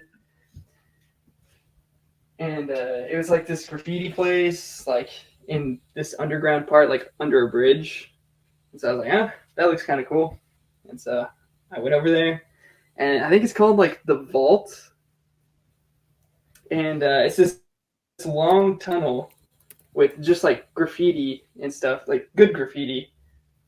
Well, some shit graffiti, but there's some good graffiti in there. And I was just like kind of walking down that and taking pictures or whatever. And then I see this other guy, and he's like also taking pictures. And I kind of hear him like speak English to some other people passing by. And so I strike up a conversation with him. And it turns out he was also studying abroad in Spain, but he was in Valencia, I think. Yo, that was what I was supposed to be. Yeah, and he said it was like super nice, and he'd been there for like a year or two or something, and he was like finally on his way back. And so I struck up a conversation with him, and he was like, yeah, actually, I was planning on going to like this bar over here. Do you want to come? And I was like, yeah, sure, fuck it. And so I go with him to this bar, and it was like fantasy, kind of Alice in Wonderland-y kind of themed, and it was pretty cool. And we were there just like talking whatever, and then I think this other group of like British people, like dudes and guys, not dudes and guys, gals and guys, and so then they start talking to us, and then they're like, oh yeah, come over here. And so we go up in this like little treehouse area of the bar, and we're talking there for like probably an hour or two, and then it's about time to go. And then I remember walking back, and they're like, oh yeah, like America, like I love like anytime I go to America, like I always buy like a bunch of Aunt Jemima like syrup because we can't really get it here like a whole lot, and when we do get it, it's like 7 pounds for like a little container of it. So anytime I go and I visit my aunts, I always get a bunch of Aunt Jemima and I bring it back because I It's love literally Aunt just Jemima. corn syrup. Yeah. And I was like, all right, cool. And they're like, oh yeah, so have you had like British chocolate? Because American chocolate isn't real chocolate. British chocolate has like real milk in it. It's not none of this like weird oils or whatever. And so We do they put a lot of shit made in it. me, huh? We do put a lot of shit in it over here. Yeah. So they made me like stop at this convenience store and buy like a shit ton of like Cadbury chocolate, like milk chocolate. Ah, the Cadbury eggs? Yeah, no, not the eggs, like bars of Cadbury Oh, chocolate. okay. Yeah. And they're like, yeah, you can't buy this in America, which I think you can, actually. As I later found out, I was like, oh shit, like I gotta get as much chocolate as I can. And so I think at the airport too, I was like, yeah, fuck, I gotta load up on this shit. You can't get it in America. I think the first grocery store I went to, like a Walmart or something, they had it. And I was like, God damn it. But yeah, so I bought a bunch of Cadbury chocolate and then headed back to my hotel. And then I think the next day I flew out. And then my mom's like freaking out about the whole coronavirus thing. And she was like, I don't think it's safe for you to come home.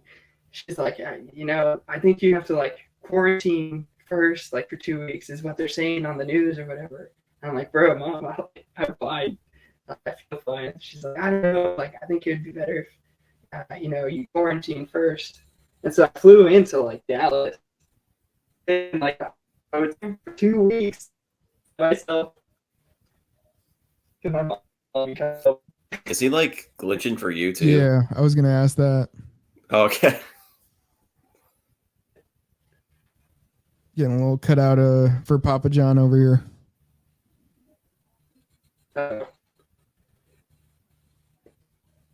when did it start glitching? What, like 30 seconds, less than 30 seconds? Something like that, yeah. Oh, okay. Is there not? No. Fuck. Oh, wait. That was good. Fuck. Well, that was good again. We're Okay, 2 for keep 2. going.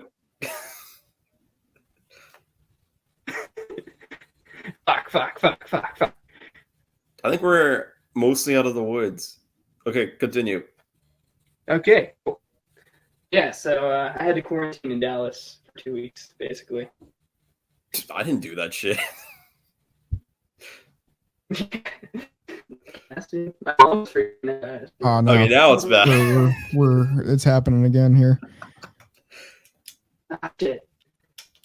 Yo, try disconnecting and then coming back. That's what I was gonna does say. anything. Have you tried turning it off and on again?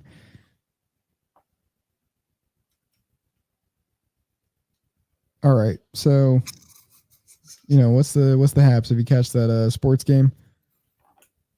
For real, yeah. It's all the sports ball. We missed Easter on here, right? We didn't really talk about that. Did we? I don't even recall talking about Easter. No. Exactly. No, did we even record? Yeah, we recorded on Easter, but I don't think we No. Wait. We kind of did. We talked about the trans day or whatever. Yeah, I get. Oh, yeah, a little bit. The thing about that is that I've been mentioning this to people, but actually, I did the sort of sacrifice. I made the sacrifice of being the one to make them invisible again after Trans Day of Visibility. I was put to that task by Joe Biden himself. How's that? It was terrible. It was gruesome. Wait, what'd you do? Well, I had to make them invisible again. Is this like a wand waving thing or what? Well, I had to see them in order to do it. That was the gruesome part. I see. Okay. Okay. Is he back yet? No, he's not. He's not back yet. You know, I don't know. Maybe it's over. Maybe that's it. Damn. Maybe that's all we get. Maybe he restarted his whole computer, which I don't know what that has to do with the Wi-Fi, unless he's restarting his router, which that might actually take a bit. It might. I just meant like leave the call and then come back. No, I think if he's restarting the router, that's going to help. So this is the latest we've done an episode here. No, it's not. We did the one if Ryan. Oh well, time wise, yeah. Like the time of recording for sure. That's what I'm saying. What do you think I mean by latest? I don't even like longest. No. Latest. We went to like 3 hours. It's 2:26 in the morning. I'm not used to this. You know, I'm feeling like Buford right now. Buford. Okay, let's see. Yo. Okay, well that worked. Already promising. Doing good. Yeah, even better. So, all right. What did you do? Did you restart the router? Yeah, that's what I did. Okay, see, that's what I thought. Yeah, I think it was overheating or something. It's like a portable Wi-Fi thing. So I just got some frozen veggies out of the fridge and put it on top of it. So hopefully that fixes it. So just to get back, finish it off, I guess. So you had the quarantine after coming to your own home country? Yeah. So my mom made me get the Canadians a hotel in Dallas for 2 weeks. And I just 2 weeks. Yeah. 2 weeks. Wait. So this was Texas, so your mom just made you do it, but there was no sort of guideline saying oh, you must do this. You know, there was no restriction in place. No, I think I would have been fine. They might have been recommending that you quarantine after 2 weeks, if you're coming into the country. Yeah. But I think I could have just gone home. That's what I did. I went home as soon as I landed. Yeah.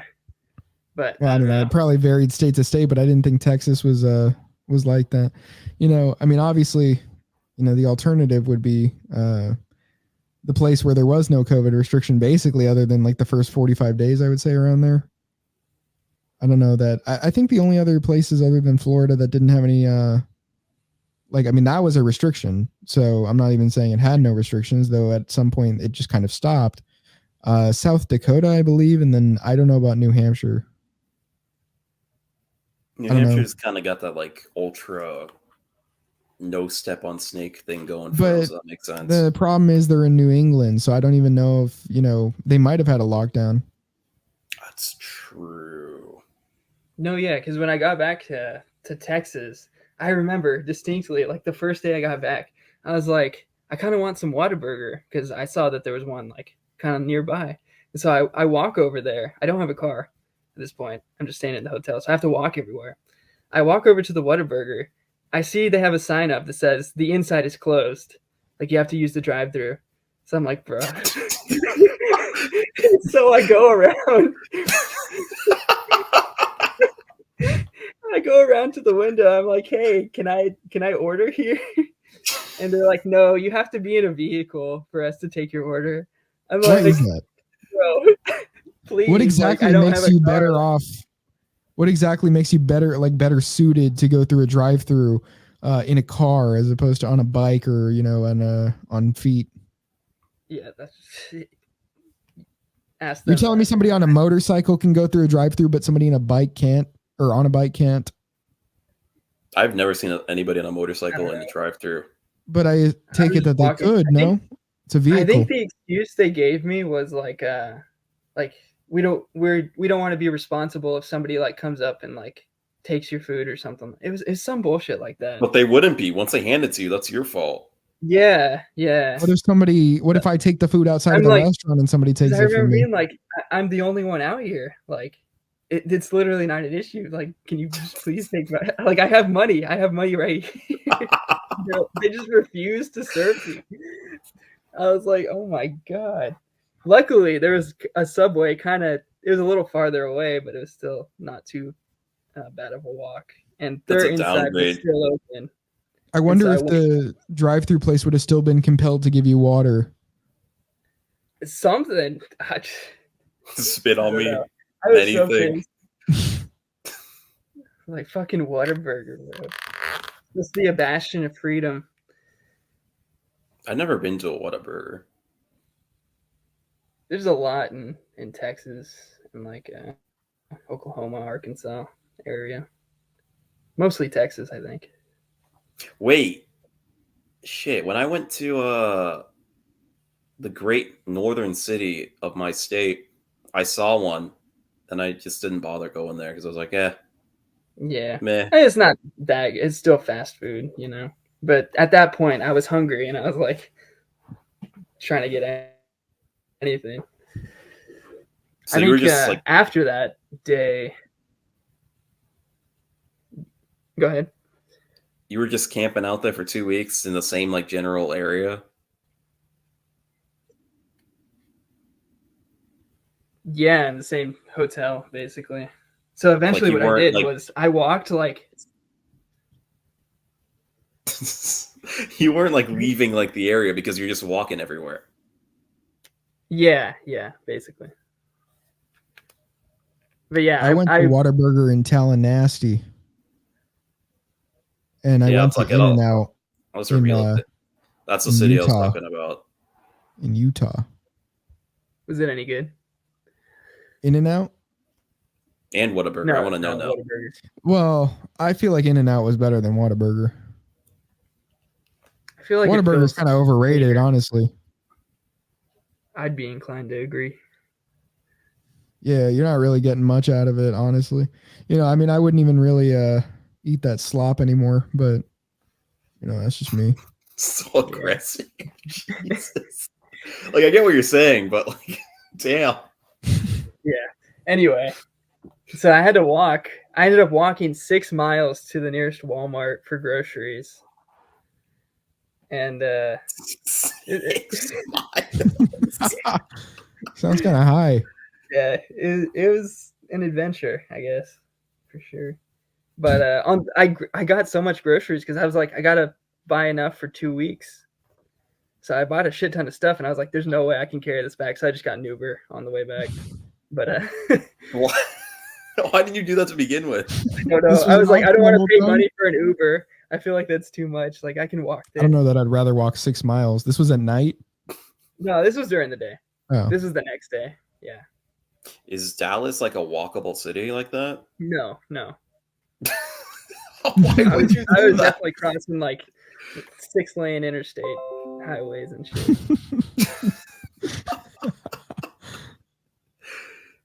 Jesus. I would have just got the Uber. You know what you could have done? Is you could have got an Uber and told them to go through the Whataburger drive-thru.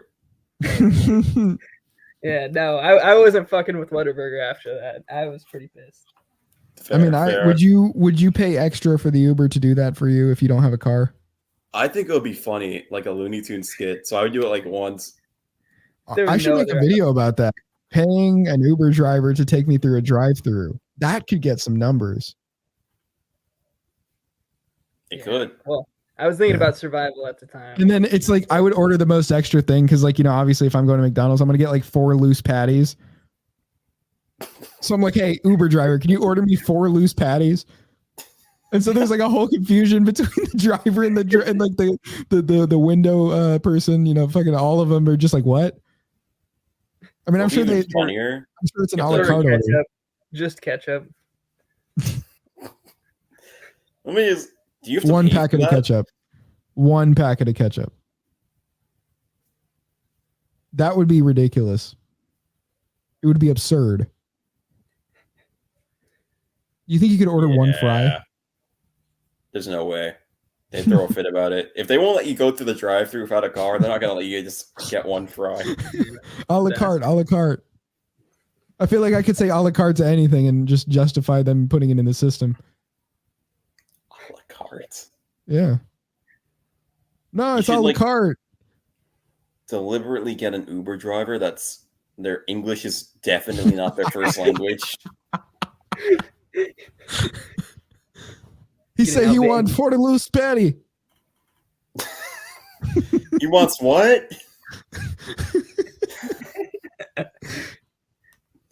For the little splatty. I'm sorry, sir. I don't understand that. Oh yeah, I forgot. Yo, was the hotel that you're in? Was it in like a kosher neighborhood, so to speak? It was fine. It was like one of those hotels that was like off the side of a highway, where it's just like in a little cluster community. That doesn't sound like it's great. I mean, it was fine. It wasn't like people were shooting up the neighborhood or anything. Yo, that reminds me. Shit. Papa John knows who I'm talking about. That guy would be great to have on. I just haven't been in contact with him for like a year and a half now. Who? Mr. Pepe Rico, he went by. Oh yeah. Yeah, I haven't heard from that guy in a while. Nah, he went he went dead. Damn. Wonder what happened. Yeah. He said he was gonna like focus on like his stuff, like figuring shit out. And it's been a while, so I don't know. Huh. Maybe he'll make a glorious return just like me one day. I hope so. By the way, what are you doing once you're coming back? Coming back? I figure I'll probably try to get a job. And I kind of want to take like online classes and learn like some cybersecurity or shit. Some shit. You should do that where I'm doing stuff. Where you're doing stuff? Yeah, I'm not gonna say where it is, but like it's like within the place. Shit. Do you care if we mention the state? Like your physical location? No. I meant Mr. Fart here. You said what? Do you care if we mention the state? Does it really matter? No. In our state, basically, you should do it there. Nah, I gotta stay where I am for my lady. I don't think she wants to move, and she already has her job pretty solid. That's rough. Yeah, so Think you the shit, bitch. You're not even the fart. What? I be going hard. Like Kevin Hart? I'm breaking their hearts. Like, bitches be quick, but I'm quicker. Bitches be thick, but I'm thicker. She could be rich, but I'm richer. But I don't speak Ebonics. Blacks, they be black, but I'm. You can't, I just said that. You can't steal my thing. No, you said it wrong. You can't win anybody these days. Nah. Should we wrap? We've been going for like 3 hours. I wanted to see the 3-hour mark, to be honest. Oh, look, I'm getting tired over here. I've noticed that there were points where I was dozing off a little almost. Yeah, because it's like, not even because I'm not even engaged with the conversation. It's just, I'm not used to going to bed at this time. It's 2:39. I'm usually asleep. I'm usually asleep by at the very latest 2. At the most 2, and that's rare. Even so, like I'm usually in bed by like 1 and asleep. I usually cut it off at 2, so I'm approaching it.